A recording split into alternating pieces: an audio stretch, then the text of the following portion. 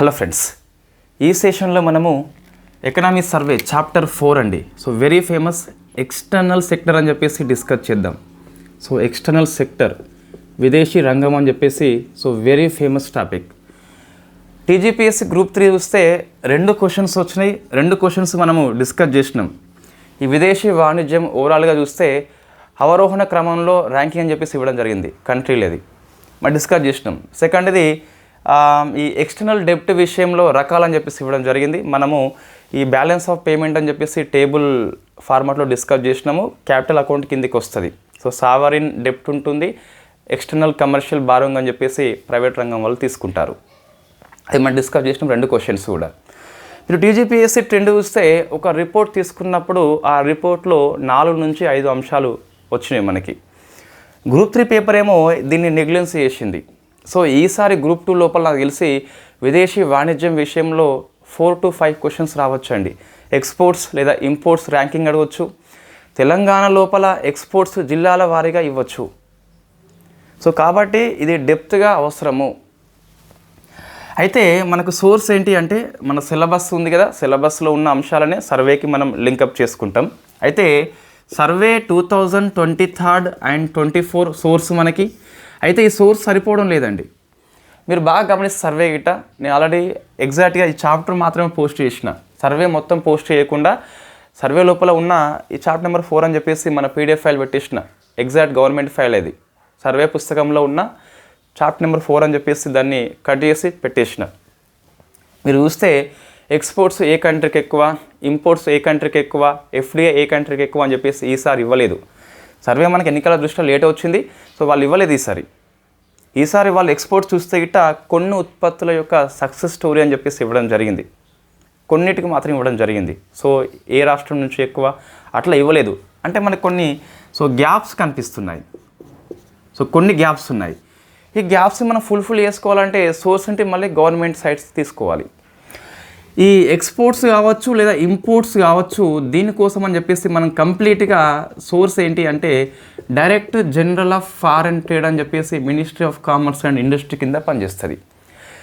దీని యొక్క April monthly bulletin ఇది నేను ఆల్రెడీ గ్రూప్లో షేర్ చేసిన. మనం ఏమీ దాచుకోవడం లేదు, అన్నీ షేర్ చేస్తున్నాం, మీరు ఈజీగా చూసుకోవచ్చు. ఏప్రిల్ మంత్లీ బులెటిన్ లోపల ఏముంది అంటే ఏప్రిల్ మంత్తో పాటు 2023 ఏప్రిల్ నుంచి 2024 మార్చి వరకు అంటే ఎకనామిక్ ఇయర్ మొత్తం కవర్ అయింది. ఒక టేబుల్ ఇవ్వడం జరిగింది, ఎక్స్పోర్ట్స్ ఎలా ఉన్నాయి, ఇంపోర్ట్స్ ఎలా ఉన్నాయని చెప్పేసి.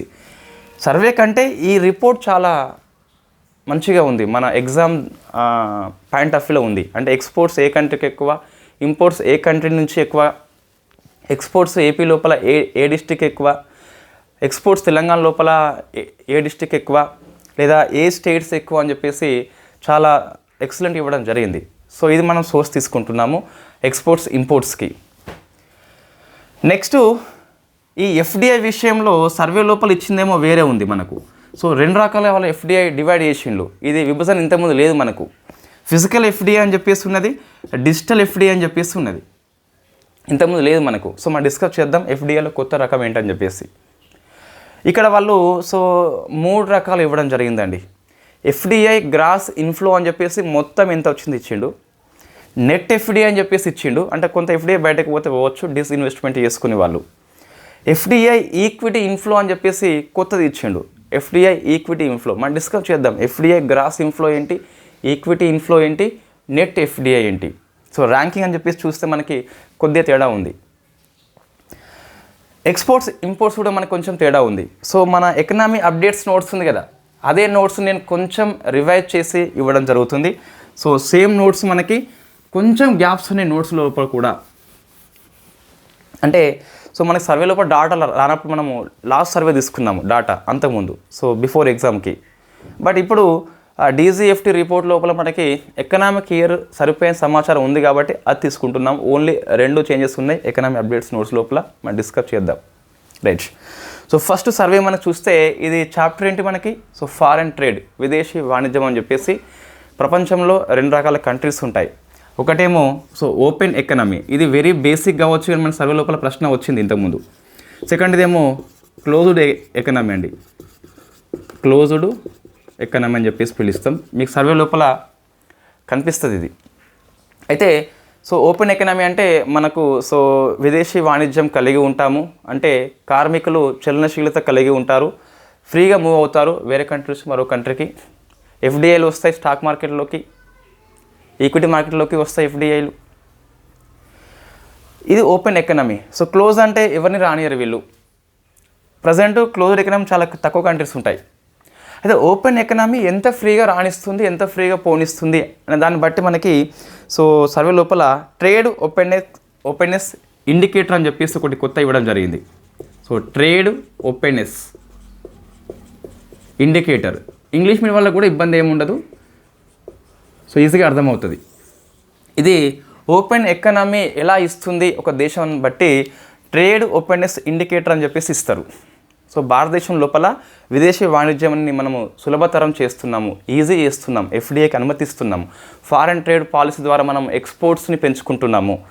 సో డిస్ట్రిక్ట్లని ఎక్స్పోర్ట్స్ హబ్గా తయారు చేస్తున్నాం మనం ఫారెన్ ట్రేడ్ పాలసీ ప్రకారం చూస్తే. ఎగ్జాంపుల్ లడక్ లోపల ఆప్రికట్ అని చెప్పేసి సర్వేలో మెన్షన్ చేయడం జరిగింది. అంటే మనం ఇంపోర్ట్స్ని అలో చేస్తున్నాము, ఎఫ్డిఐ ఇన్ఫ్లోని అలో చేస్తున్నాం, ఈజీగా ఎక్స్పోర్ట్స్ని కూడా ఎంకరేజ్మెంట్ చేస్తున్నాం. కాబట్టి సో ట్రేడ్ ఓపెన్నెస్ ఇండికేటర్ వచ్చేసి రైజింగ్ అవుతుంది. సో మీకు శాతాల కంటే ఈ పదాల మీద ఫోకస్ చేయండి. సో రైజింగ్ అవుతుంది. ఎందుకు పెరుగుతుంది అంటే బెస్ట్ ఎగ్జాంపుల్ మనకి ఇటీవల స్పేస్ సెక్టార్లో కూడా మనము ఎఫ్డిఐలు పెంచుకున్నాము. ఎఫ్డిఐ యొక్క పాలసీ రివైజ్ చేస్తున్నాం మనం. ఫారెన్ ట్రేడ్ పాలసీ 2023 ప్రకారం చూస్తే డిస్ట్రిక్ట్లను ఎక్స్పోర్ట్స్ హబ్గా తయారు చేస్తున్నాం. దీని కారణంగా ఓపెన్నెస్ ఇండికేటర్ వచ్చేసి పెరిగింది.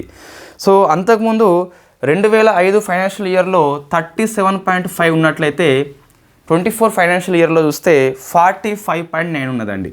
సో మీకు ఇక్కడ ఇది గుర్తుపెట్టుకోవాలి. దాంతోపాటు సో రైజింగ్ అవుతుంది, ఆ పదం గుర్తుపెట్టుకోవాలి.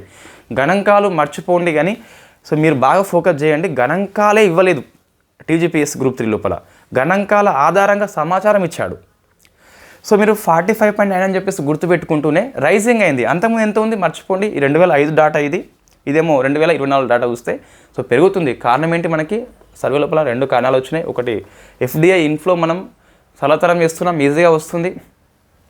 దాంతోపాటు ఫారెన్ ట్రేడ్ పాలసీ లోపల ఎక్స్పోర్ట్స్ హబ్గా డిస్ట్రిక్ట్ని తయారు చేస్తున్నాం. దీని కారణంగా ఇండియా యొక్క ట్రేడ్ ఓపెన్నెస్ ఇండికేటర్ అని చెప్పేసి పెరిగిపోతుంది. దీంతోపాటు మనము ఒక 4 వాణిజ్య ఒప్పందాలు చేసుకున్నాం మనం. ఇది ఇతర కంట్రీస్తోని ఫ్రీ ట్రేడ్ అగ్రిమెంట్స్, అది ఇదే చాప్టర్లో వస్తుంది. దాని కారణం కూడా మనకి ఓపెన్నెస్ ఇండికేటర్ వచ్చేసి పెరుగుతుంది. ఫారెన్ ట్రేడ్ పాలసీలో మార్పులు, ఎఫ్డిఐలో మార్పులు, ఫ్రీ ట్రేడ్ అగ్రిమెంట్ లోపల మార్పులు. ఇటీవల మనకు యూరోపియన్ ఫ్రీ ట్రేడ్ అసోసియేషన్ అని చెప్పేసి 4 కంట్రీస్ ఉంటాయి. స్విట్జర్లాండ్, నార్వే, ఐస్లాండ్ అండ్ లిచెన్స్టైన్ అని చెప్పేసి పిలుస్తాం. 4 కంట్రీస్తోని మనము ఒక కొత్త ఒప్పందం చేసుకున్నాం. దాని కారణంగా ట్రేడ్ ఓపెన్నెస్ ఇండికేటర్ అని చెప్పేసి పెరుగుతుంది. సో ప్రతిదీ మనము విశ్లేషణ చేస్తున్నాము.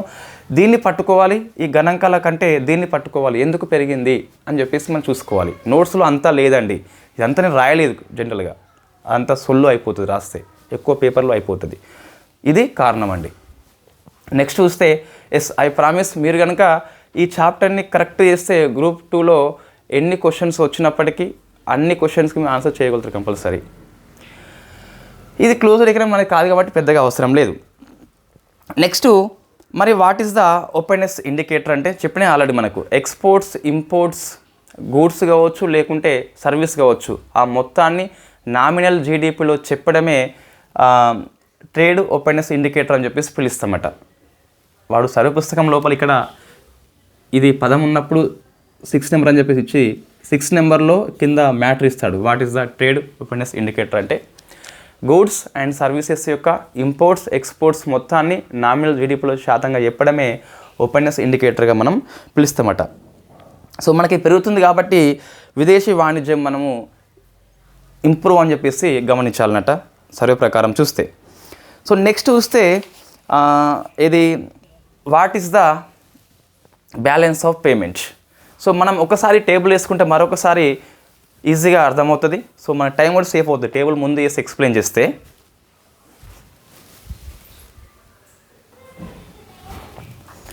సో మనకి టేబుల్ మీద చూస్తే బ్యాలెన్స్ ఆఫ్ పేమెంట్ అని చెప్పేసి ఉన్నది. ఇందులో ఒక ప్రశ్న వచ్చిందండి మనకి మన గ్రూప్ 3 లోపల ఈ డెప్ట్ అని చెప్పేసి ప్రశ్న వచ్చింది, మనం డిస్కస్ చేసినాం ఆల్రెడీ.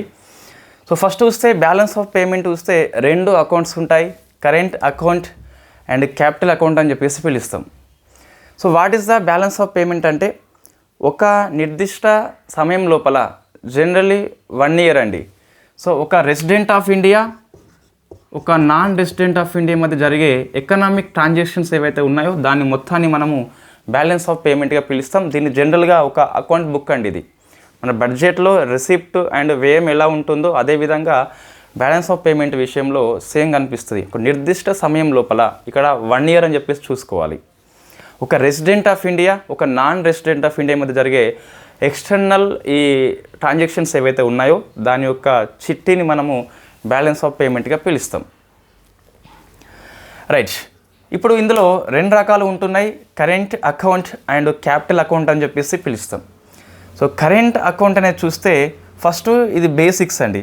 దేంట్లో ఏమున్నాయి అని చెప్పేసి విజిబుల్ అంశాలు ఉంటాయి, ఇన్విజిబుల్ అంశాలు ఉంటాయి. దృశ్య ఖాతా అని చెప్పేసి పిలుస్తాం, అదృశ్య ఖాతా అని చెప్పేసి పిలుస్తాం. విజిబుల్ అంటే మనకి కంటికి కనిపిస్తాయి, గూడ్స్ అని చెప్పేసి లేదా వస్తువులు అని చెప్పేసి పిలుస్తాం. సో దీంట్లో మనకి ఎక్స్పోర్ట్స్ ఉంటుంది, ఇంపోర్ట్స్ ఉంటుంది. సో దీన్ని బ్యాలెన్స్ ఆఫ్ ట్రేడ్గా పిలుస్తాం. మర్చెంటైజ్ లేదా గూడ్స్ లేదా వస్తువుల యొక్క ఎగుమతి దిగుమతుల యొక్క బ్యాలెన్స్ మొత్తాన్ని మనము బ్యాలెన్స్ ఆఫ్ ట్రేడ్గా పిలుస్తాం.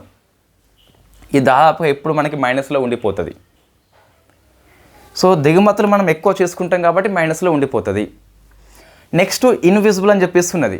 ఎంత తక్కువ ఎక్కువ అని చెప్పేసి మీరు గుర్తుపెట్టుకోవద్దు. బ్యాలెన్స్ ఆఫ్ ట్రేడ్ అనేది ఆల్వేస్ మైనస్లో ఉంటుంది భారతదేశం లోపల, సరిపోతుంది. ఇదేమో అదృశ్యం కదా. సో దీనిలో సేవలు అని చెప్పేసి మొత్తం 13 రకాల సేవలు ఉంటాయి.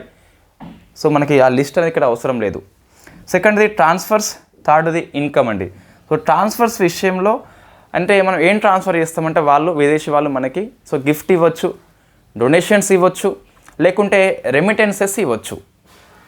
అంటే మన బంధువులు విదేశాల్లో పనిచేస్తున్నప్పుడు డబ్బులు వస్తాయి కదా, సో వాళ్ళు మనకు ట్రాన్స్ఫర్ చేస్తారు.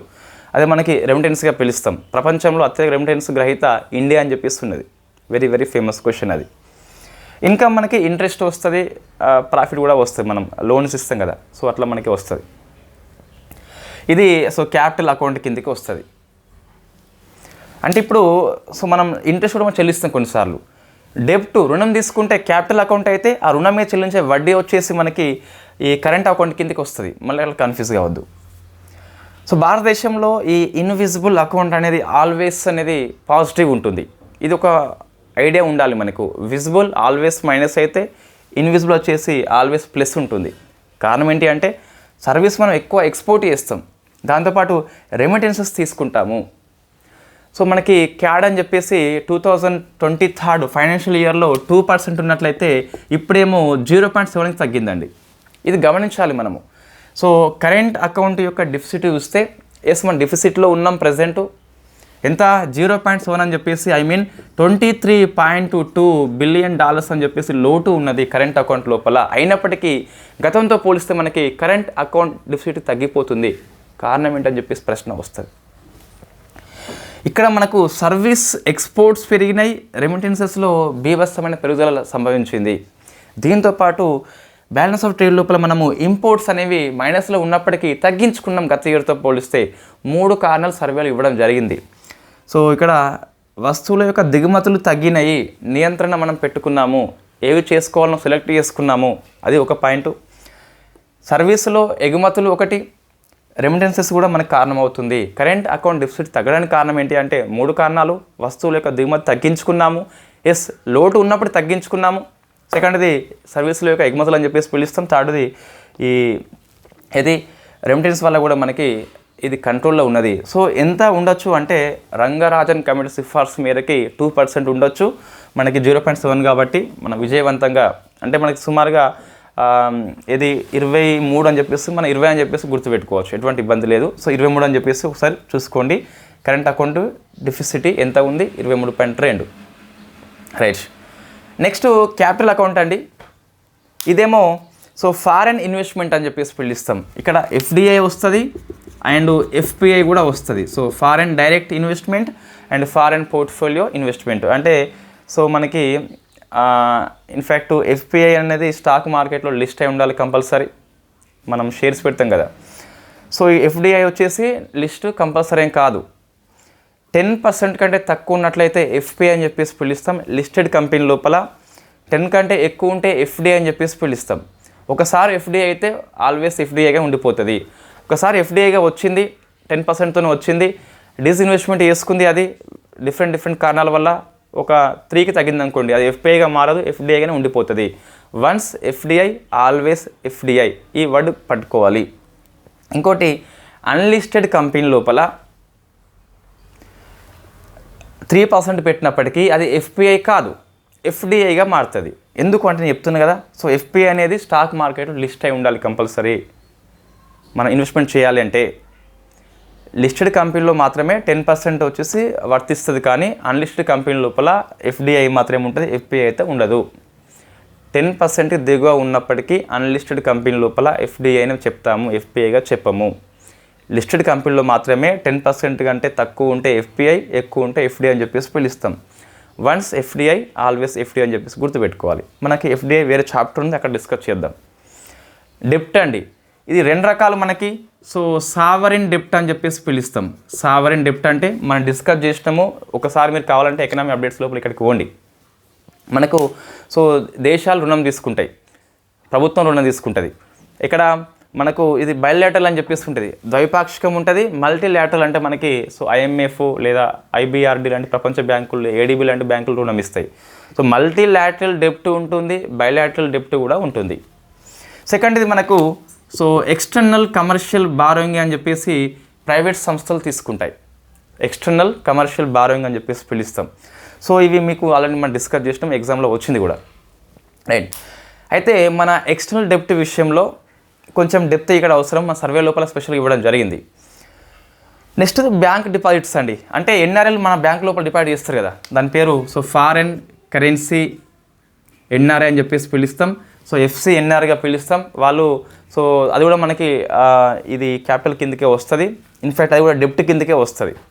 వాళ్ళు వచ్చి మన దగ్గర డిపాజిట్ చేసినంటే అది లోన్ కింద మనం తీసుకుంటాము. అంటే బ్యాంకు డిపాజిట్స్ కూడా ఈ డెప్ట్ కిందకే వస్తాయి మనం ఓవరాల్గా చెప్పాలి అంటే. ఇప్పుడు చూస్తే ఎక్స్టర్నల్ డెప్ట్ విషయంలో ఇండియా అనేది సో తగ్గుతుందండి. అంటే డెప్ట్ టు జీడిపి రేషియో తగ్గిపోతుంది, అంటే మనకి విదేశీ రుణాలు తగ్గిపోతున్నాయి, అది గుర్తుపెట్టుకోవాలి. సో ఎక్స్టర్నల్ డెప్ట్ టు జీడిపి రేషియో, ఇది మనకు వచ్చిన అప్డేట్ ఒకటి చూస్తే సో డెప్ట్ టు జీడిపి రేషియో అనేది సో క్రమక్రమంగా మనకి తగ్గిపోతుంది. మార్చ్ 23 మాసానికి చూస్తే 19% ఉంటే మార్చ్ 2024 నాటికి చూస్తే సర్వే ప్రకారము 18.7గా ఉంది. అంటే స్టేబుల్గా ఉంది కానీ తగ్గిపోతుంది. ఈ టేబుల్లో ఉన్నది మనకు, మీకు సర్వేలో ఉన్న చాప్టర్ నెంబర్ 4 మన పీడిఎఫ్ ఫైల్ ఉంది, మీరు అబ్జర్వ్ చేయండి ఒకసారి. టేబుల్లో 19 ఉంది 23rd ఇయర్ మార్చి లోపల, కింద రాత ఉంటుంది కదా, అక్కడనేమో 20.6 ఇచ్చాడు. నేను రాసిన టేబుల్లో 19 ఉంది అట, రైటింగ్లో మాత్రము 20.6 ఇచ్చాడట. సో మనం ఏది తీసుకోవాలంటే 2 సర్వే పుస్తకంలో ఉన్నాయి, అది మనం చెప్పలేము ఇక. సో మనకి 19 తీసుకోవచ్చు. వై బికాస్ మనకి డీజీఎఫ్టీ రిపోర్ట్ చూస్తే 19 ఇవ్వడం జరిగింది, కాబట్టి 19 మనం తీసుకోవచ్చు. స్టేబుల్గా ఉంది కాబట్టి మన హెడ్డింగ్ ఏముందంటే స్టేబుల్ ఎక్స్టర్నల్ డెప్ట్ అని చెప్పేసి మన హెడ్డింగ్ ఉన్నది. ప్రతి హెడ్డింగ్ పుస్తకంలో ఉన్నదే, రైట్. స్టేబుల్గా ఉంది, కొంచెం తగ్గుతుంది, స్లైట్ తగ్గుతుంది అని చెప్పేసి మనం గుర్తుపెట్టుకోవాలి. అయితే వాట్ ఈస్ ద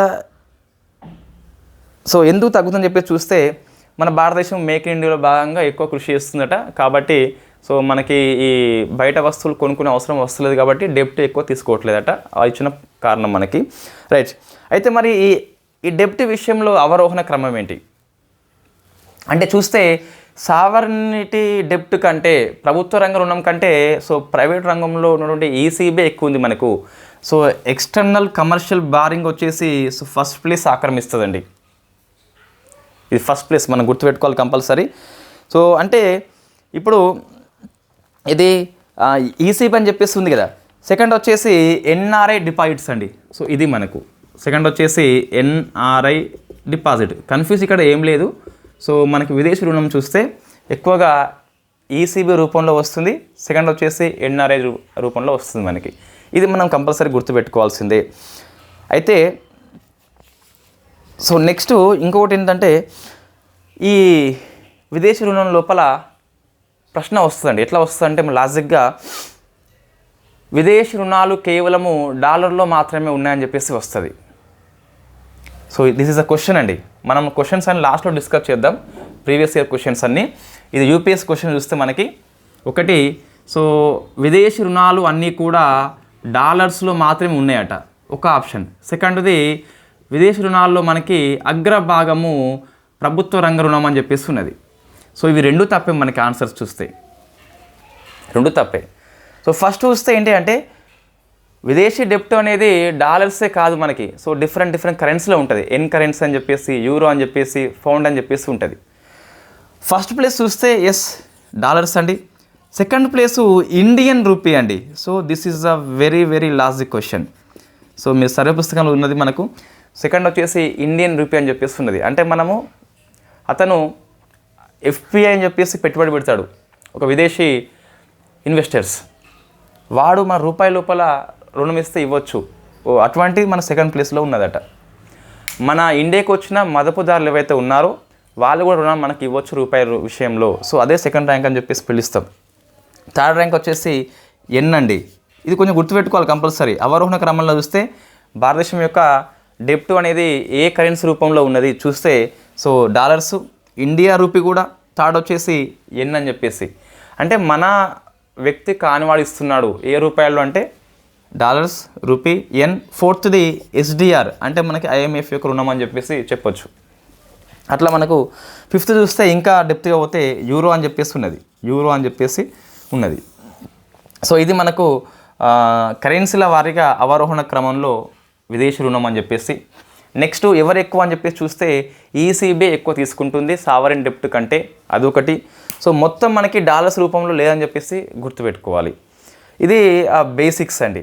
అంటే ప్రశ్న ఎలా వస్తుందని చెప్పేసి ఒక ఐడియా వస్తుంది. ఇక్కడ మనకి క్వశ్చన్ పడింది ఇంతకుముందు చూస్తే విదేశీ రుణం మీద ఇంట్రెస్ట్ చెల్లిస్తే మనకి వచ్చేది, సో దీని కిందికి వస్తుందండి, ఇంట్రెస్ట్ కిందికి వస్తుంది. కాబట్టి ఇట్ ఈస్ ద క్యాపిటల్ కాకుండా కరెంట్ అని చెప్పేసి గుర్తుపెట్టుకోవాలి. రైట్. ఎఫ్డిఐ పెట్టుబడి పెడితే మనకి సో అది క్యాపిటల్ కిందకే వస్తుంది. సో ఫారెన్ ఇన్వెస్ట్మెంట్ ఎఫ్పిఐ అని చెప్పేసి పిలుస్తాం. రైట్. ఈ స్టాక్ మార్కెట్లో మనకి రెండు రకాలు ఉంటుందండి ట్రేడింగ్ వచ్చేసి. ఇది కొంచెం మనకి ఎఫ్డిఐ దగ్గర వస్తుంది. కొంచెం ఐడియా చూస్తే ట్రేడింగ్ అంటేనేమో ఒకటే రోజు మనము షేర్స్ కొంటాం అమ్ముతామండి, వాళ్ళకి అవకాశం ఉండదు. ఇక ఇంకోటేమో ఈక్విటీ అని చెప్పేసి మరొక మార్కెట్ ఉంటుంది మనకి. ట్రేడింగ్ మార్కెట్ ఉంటుంది, ఈక్విటీ ఉంటుంది. ఈక్విటీ అంటేనేమో లాంగ్ టర్మ్ ఉంటుందండి, వాళ్ళు షేర్స్ పెడతారు, సో లాస్ వచ్చిన లాభం వచ్చిన వెంటనే అమ్మరు అన్నట్టు. అట్లా మనకి ఎఫ్డిఐ ఈక్విటీ ఇన్ఫ్లో అని చెప్పేసి వేరే ఇవ్వడం జరిగింది. ఇప్పుడేంటి అంటే సో ఎక్స్పోర్ట్స్ ఇంపోర్ట్స్ అనేది ఎలా ఉంది ఇండియా లోపల, ర్యాంకింగ్ ఎలా ఉంది, ఎన్ని లోట్లు ఉన్నాయని చెప్పేసి డిస్కస్ చేద్దాం టేబుల్ వేసుకొని.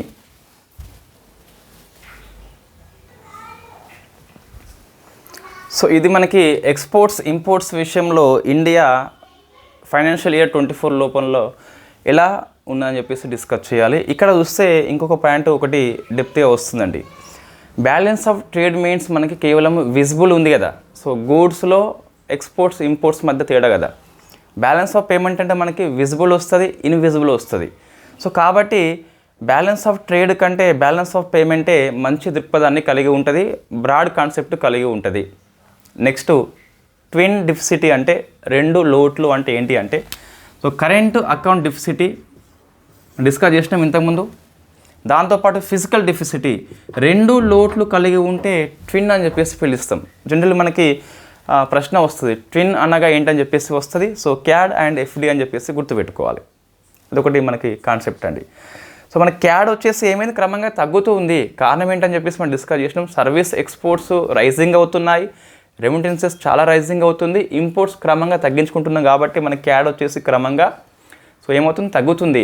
సో అది గుర్తుపెట్టుకోవాలి. రంగరాజన్ కమిటీ ఏం చెప్పింది 2% ఉండాలని చెప్పేసి చెప్పింది, మనం తక్కువే ఉన్నది ఇంకా పర్లేదు. సో నెక్స్ట్ చూస్తే ఎక్స్పోర్ట్స్ ఇంపోర్ట్స్ విషయంలో పర్ఫార్మెన్స్ ఎలా ఉంది.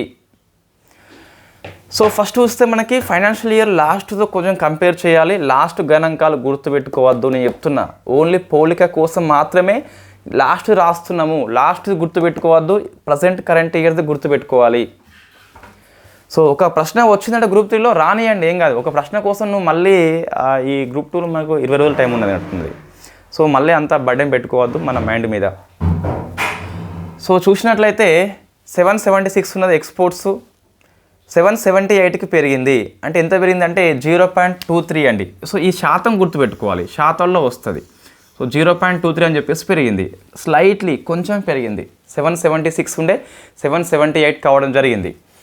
ఇంపోర్ట్స్ చూసినట్లయితే $898 బిలియన్ ఉండే 853కి తగ్గిపోయింది, అంటే -4.9 తగ్గిపోయింది. సో మనం ఏం గుర్తుపెట్టుకోవాలంటే ఎక్స్పోర్ట్స్ 0.23% పెరిగినాయి, ఇంపోర్ట్స్ -4.9 అని చెప్పేసి తగ్గింది. అంటే ఎక్స్పోర్ట్స్తో కంపేర్ చేస్తే ఇంపోర్ట్స్ మనకి తగ్గుదల ఎక్కువ ఉంది. ఎస్ పెరిగింది కానీ ఎక్కువ పెరగలేదు, తగ్గింది కానీ చాలా ఎక్కువ తగ్గింది, అట్లా ప్రశ్న వస్తుంది. నెక్స్ట్ బ్యాలెన్స్ ఎలా ఉంది అంటే ఎక్స్పోర్ట్స్ ఇంపోర్ట్స్ ఎప్పుడైనా మన ఇండియా లోపల ఇంపోర్ట్స్ ఎక్కువ ఉంటుంది కాబట్టి సో -121.6 ఉండేది -75.6 తగ్గింది. అనగా భారతదేశంలో ఎగుమతులు పెరుగుతున్నాయి, దిగుమతులు తగ్గుతున్నాయి అని చెప్పేసి మనం గ్రహించవచ్చు. ఇట్లా వస్తుంది. సో ఫైనాన్షియల్ ఇయర్ 23తో పోలిస్తే 24 ఇయర్లో మనకి సో ట్రేడ్ బ్యాలెన్స్ అనేది తగ్గిపోయింది. 121.6 లోటు ఉండే ఇప్పుడేమో 75కి తగ్గిపోయింది. కారణం ఏంటి అనగా ఎగుమతులు 0.23 పెరగగా దిగుమతులు 4.9 తగ్గిపోయినాయి. సో ఇది మనం గుర్తుపెట్టుకోవాలి. నెక్స్ట్ గ్లోబల్ షేరింగ్ ఎలా ఉన్నది, గ్లోబల్ షేరింగ్ ఎలా ఉంది అంటే ప్రపంచం యొక్క వాటాలో మన దిగుమతుల వాటా ఎంత, ఎగుమతుల వాటా ఎంత అని చెప్పేసి ఈ టేబుల్ మనకి చెప్తుంది వివరంగా. సో టేబుల్లో సమాచారం వేరు ఉన్నదండి, ర్యాంకింగ్ విషయంలో మ్యాటర్లో వేరే ఉన్నది. ఫస్ట్ ఏంటి మనకి మర్చెంటైజ్ మీన్స్ గూడ్స్ అండి, వస్తువులు అని చెప్పేసి పిలుస్తాం. ఎక్స్పోర్ట్ చూస్తే 1.8% ఉంటే ఇంపోర్ట్స్ ఏమో 2.8% ఉన్నది. అంటే ప్రపంచ ఎగుమతుల వాటాలో మనది 1.8 ఉంటే దిగుమతుల వాటా 2.8 ఉన్నది, ఈజీ గుర్తుంటుంది. సో ర్యాంకింగ్ చూస్తే ప్రపంచ ఎగుమతుల్లో వస్తువుల ఎగుమతులు మనం 18వ స్థానంలో ఉంటే దిగుమతుల్లో 9th అని చెప్పేసి ఉన్నది. సో ఎగుమతులు 18, దిగుమతులు ఎంత 9 అండి. ఈజీగా మనకి ఎట్లా గుర్తుంటుంది అంటే సో 1.8 ఉన్నది 18 ఉన్నది, ఈజీగా మనం గుర్తుపెట్టుకోవచ్చు. ఇక్కడనేమో ఒకటి పెరిగింది, ఇక్కడనేమో 18లకి సగం తగ్గిపోయింది, అట్లా మనం గుర్తుపెట్టుకోవచ్చు. నెక్స్ట్ సర్వీస్ పరంగా చూస్తే సో మన వస్తువులు అయిపోయింది, సేవల పరంగా చూస్తే ప్రపంచ ఎగుమతుల్లో మన సేవలు వచ్చేసి 4.3 ఉన్నది. అక్కడే మళ్ళీ ఇంకో దగ్గర ఏమున్నదంటే 4.4 అని చెప్పేసి కూడా ఉంటుంది, సేమ్ అదే పుస్తకం లోపల ఉంటుంది. ప్రపంచ ఎగుమతుల్లో 4.3 ఉంటే దిగుమతుల్లో మనము 4% కలిగి ఉన్నాము. అంటే ఆల్మోస్ట్ మనం ఎక్స్పోర్ట్స్ విషయంలో సో ఇక్కడ ఇంపోర్ట్స్ విషయంలో సర్వీస్ పరంగా చూస్తే దాదాపుగా సేమ్ కలిగి ఉన్నాం మనం. సో ర్యాంకింగ్ చూస్తే సర్వీస్ ఎక్స్పోర్ట్స్లో 7%, 7th ర్యాంక్ ఉంటే సర్వీస్ ఇంపోర్ట్స్లో 8th ర్యాంక్ ఉన్నది. ఇదే 7th ర్యాంక్ మరొక దగ్గర మనకి సర్వీస్ సెక్టర్ చాప్టర్ ఉంది, స్పెషల్గా అగ్రికల్చర్ ఉన్న సర్వీస్ ఉంది. అక్కడ చూస్తే ప్రపంచ ఎగుమతుల్లో సేవల ఎగుమతుల్లో ఇండియా వచ్చేసి ఒక 4 కంట్రీస్ పేరు ఇచ్చాడు వాడు. 4 కంట్రీస్ తర్వాత ఇండియా వచ్చేసి 5th ర్యాంక్ అని చెప్పేసి ఇవ్వడం జరిగింది. అది తప్పండి మనకు. సో వై బికాస్ నేను DGFT రిపోర్టు, ఏప్రిల్ రిపోర్టు చూస్తే మనకి 7th ఇవ్వడం జరిగింది. సో కాబట్టి ఇది మనకు ఎకనామీ అప్డేట్స్లో ఇది మార్చుకోవాలి. మనం సేవల ఎగుమతుల్లో 5th అని చెప్పేసి రాసుకున్నాము, 7th అని చెప్పేసి మార్చుకోవాలి. రైట్. మొత్తం చూస్తే సర్వీసును గూడ్స్ బట్టి చూస్తే సో మన ఎగుమతులు వచ్చేసి 2.4% కలిగి ఉంటే దిగుమతులు వచ్చేసి 3.0 అని చెప్పేసి కలిగి ఉంది. ప్రపంచ ఎగుమతుల్లో మన వాటా 2.4, ప్రపంచ దిగుమతులు మన వాటా 3 అని చెప్పేసి ఉన్నది. సో టేబుల్ మొత్తం మీద ఏం చెప్తుందంటే భారతదేశం లోపల గూడ్స్ ప్లస్ సర్వీసెస్ అనేది ఎక్స్పోర్ట్స్ విషయంలో ఇంక్రీజ్ అవుతుంది అని చెప్పేసి గుర్తుపెట్టుకోవాలి. అంటే ఏం గమనించారని చెప్పేసి చూస్తే దిగుమతులు క్రమంగా తగ్గిపోతున్నాయి, ఎక్స్పోర్ట్స్ క్రమంగా పెరిగిపోతున్నాయి అని చెప్పేసి చూసుకోవాలి. కాబట్టి మనకి క్యాడ్ అని చెప్పేసి అందుబాటులోకి వచ్చింది, అంటే మన యొక్క కంట్రోల్లో ఉందని చెప్పేసి చూసుకోవాలి. ఇక్కడ టేబుల్లో గణాంకాలు ఏవి గుర్తుపెట్టుకోవాలంటే వస్తువుల పరంగా, సేవల పరంగా ఎగుమతులు దిగుమతుల ర్యాంక్ గుర్తుపెట్టుకోవాలి. శాతాలు అంతగానం అవసరం లేదు, ఇన్నిగానం మనకు గుర్తుండవు, మర్చిపోతాం. కాబట్టి ఇది అవసరం అండి. ఇది లోటు ఉన్నది మనకి, వాణిజ్య లోటు ఈ 24 ఇయర్ లోపల 75.6 నమోదైంది. అదే ఎక్స్పోర్ట్ చూస్తే పెరిగాయి, ఇంపోర్ట్ చూస్తే తగ్గాయని చెప్పేసి ఇవి మనం గుర్తుపెట్టుకోవాలి.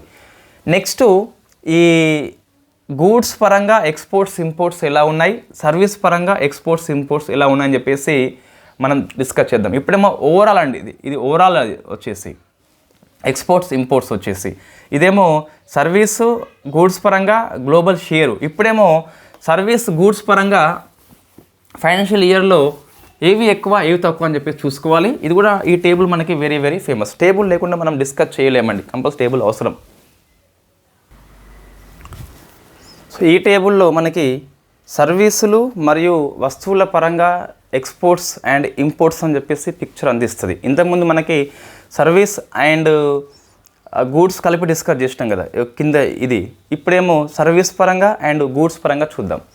ఫస్ట్ గూడ్స్ పరంగా చూస్తే సో ఫైనాన్షియల్ ఇయర్లో ఎక్స్పోర్ట్స్ ఎలా ఉన్నాయంటే 437 ఉన్నాయండి. గతంలో 451 ఉండే, లాస్ట్ ఇయర్లో 51 ఉండే, ఇప్పుడు 437 ఉన్నాయి. అంటే ఏమైంది, తగ్గిపోయింది. సో మనం ఎందుకని చెప్పేసి కారణం అక్కడ ఇవ్వడం జరిగింది, డిస్కస్ చేద్దాం. ఇంపోర్ట్ చూస్తే 675కి వచ్చినాయి, అంతకుముందు 716 ఉండే, అంటే తగ్గిపోయినాయి. సో మనకి మర్చెంటైజ్ విషయంలో ఎక్స్పోర్ట్స్ తగ్గింది అండ్ ఇంపోర్ట్స్ తగ్గింది ఒకటి. సర్వీస్ విషయంలో 341, సో 325 ఉండే, అంటే ఎక్స్పోర్ట్స్ మనకి పెరిగిపోయినాయి అండ్ ఇంపోర్ట్ చూస్తే తగ్గిపోయినాయి. సో ఇక్కడ ఏం గుర్తుపెట్టుకోవాలంటే సర్వీస్ పరంగా చూస్తే ఎక్స్పోర్ట్స్ పెరిగింది, ఇంపోర్ట్స్ అనేది తగ్గింది. మర్చెంటైజ్ పరంగా చూస్తే ఎక్స్పోర్ట్స్ తగ్గింది, ఇంపోర్ట్స్ ఇట్లా తగ్గుతుంది. అది మీకు ఇంత డిస్కస్ చేసినాం, దిగుమతులు తగ్గుతున్నాయి అని చెప్పేసి. అయితే ఇక్కడ ఏం కన్ఫ్యూజ్ కావచ్చు అంటే మనము ఈ గూడ్స్ విషయంలో ఎక్స్పోర్ట్స్ తగ్గాయని చెప్పేసి చూసుకోవాలి. చెప్పేది సేవల ఎగుమతులు పెరిగినాయి కానీ వస్తువుల ఎగుమతులు తగ్గినాయి. మనకు $451 బిలియన్ ఉంటే 437కి వచ్చింది. ఎస్, సర్వీస్లో ఎక్స్పోర్ట్స్ పెరిగినాయి, మనకు ఇది ప్రతి ఇయర్ మనకి ఎక్కువ అవుతుంది కాబట్టి పెద్ద ఇబ్బంది లేదు. మర్చెంటైజ్ ఇంపోర్ట్స్ విషయంలో కూడా మనకి తగ్గుదల వచ్చింది, ఇది మంచి విషయం. మనకి ఇంపోర్ట్స్ తగ్గితే చాలా మంచిదే కదా. సేవలు కూడా మనకు తగ్గినాయి, ఇంపోర్ట్స్ రెండు తగ్గినాయి. ఎక్స్పోర్ట్స్ సేవలు పెరిగినాయి కానీ సేవలు పెరిగినంత వేగంగా మనకి వస్తువులు పెరగలేదు. కారణం ఏంటి, ఇక్కడ చూస్తే మీరు ఇది ఒక్కటే గుర్తుపెట్టుకోవాలి, వస్తువులు గూడ్స్ విషయంలో ఎక్స్పోర్ట్స్ తగ్గినాయి అని చెప్పేసి గుర్తుపెట్టుకోవాలి. కారణం ఏంటి అంటే చాలా కంట్రీస్ లోపల మనకి సో సంక్షోభంలో ఉన్నాయి. Due to Russia versus Ukraine కావచ్చు, ఇజ్రాయెల్ వర్సెస్ హమాస్ కావచ్చు, ఈ చమురు ధరలు పెరగడం కావచ్చు, మొత్తం మీద సంక్షోభంలో ఉన్నాయి. ఎక్స్పెషల్లీ మనకి స్పెషల్గా EU అని చెప్పేసి ఇవ్వడం జరిగింది, యూరోపియన్ యూనియన్ అని చెప్పేసి సంక్షోభంలో ఉంది కాబట్టి వాళ్ళు ఎక్కువ డిమాండ్ చేయలేకపోయినారు, కాబట్టి మనం ఎక్స్పోర్ట్ చేయలేకపోయినాము, అది కారణమట. సో ఎగ్జాక్ట్ వర్డ్స్ ఏంటి అంటే మర్చెంట్, నేను ఎగ్జాక్ట్ వర్డ్స్ చెప్తున్నా సరే, ఇంగ్లీష్ లోపల ఉంటే సర్వే పుస్తకంలో ఉన్న మ్యాటర్ ఏంటి అంటే మర్చెంటైజ్డ్ ఎక్స్పోర్ట్స్ డిక్లైన్డ్. రీజన్ ఏంటి అంటే slow down in major export countries. మనం వేటికైతే ఎక్స్పోర్ట్స్ చేస్తామో మేజర్ కంట్రీస్లలో చాలా వరకు స్లో డౌన్ అయింది, ఎక్స్పెషల్లీ EU అట. సో అని చెప్పేసి వాడు ఇవ్వడం జరిగింది. And global monetary titling policy అంటే మనకి ప్రపంచవ్యాప్తంగా ఇన్ఫ్లేషన్ ఎక్కువ ఉంది కాబట్టి ఆయా సెంట్రల్ బ్యాంక్లో అని చెప్పేసి పిలుస్తాం. మన RBI ఉంది కదా, సో ఇన్ఫ్లేషన్ కంట్రోల్ కోసం అని చెప్పేసి రెపో రేట్ని పెంచుతుంది, అట్లనే వాళ్ళు పెంచుతారు కదా. So tight money policy maintain చేస్తున్నారు. టైట్ మనీ పాలసీ మెయింటైన్ చేస్తే వాళ్ళకి లోన్స్ రావు కాబట్టి, ఇన్వెస్ట్మెంట్ చేయరు కాబట్టి, ఎంప్లాయ్మెంట్ కల్పించరు కాబట్టి, వస్తువులను డిమాండ్ చేయరు కాబట్టి మనం ఎక్స్పోర్ట్ చేయలేకపోయినమాట. సో రెండు కారణాలు మనకి.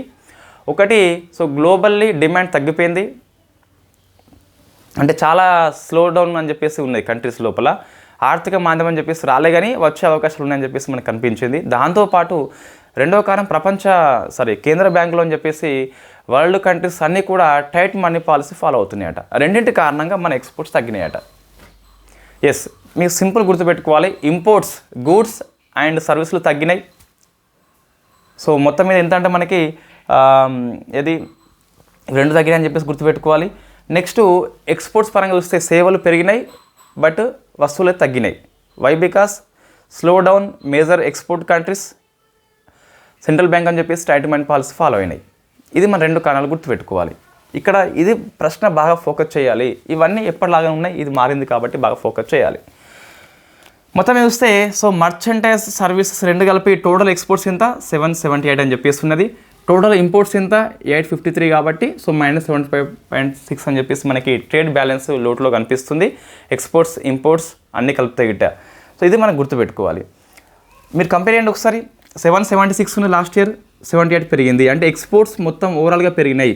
సో ఇక్కడ నేను రాస్తున్న లాస్ట్ కంక్లూజన్, ఎక్స్పోర్ట్స్ వచ్చేసి ఓవరాల్గా పెరిగినాయి కానీ సర్వీస్లో పెరిగినాయి కానీ సో గూడ్స్లో తగ్గినాయి. కారణం ఏంటని చెప్పేసి నేను చెప్పిన already, slow down in major global countries, దాంతోపాటు టైట్ మనీ పాలసీ. ఇంపోర్ట్ చూస్తే సో ఓవరాల్గా మనకి ఏమైంది అంటే 898 ఉండే 53కి వచ్చింది కాబట్టి తగ్గింది. ఎస్, సర్వీస్ తగ్గినాయి అండ్ గూడ్స్ కూడా తగ్గినాయి. ఇది ఎక్స్పోర్ట్స్లో రెండూ పెరగలేదు, గూడ్స్ తగ్గింది. కారణం ఏంటి గుర్తుపెట్టుకోవాలి. ఇంపోర్ట్స్ రెండూ తగ్గినాయి, అది గుర్తుపెట్టుకోవాలి. ఓవరాల్గా ఇండియా లోపల విదేశీ వాణిజ్యం వచ్చేసి లోట్లో ఉన్నది -75 అని చెప్పేసి పిలుస్తాం.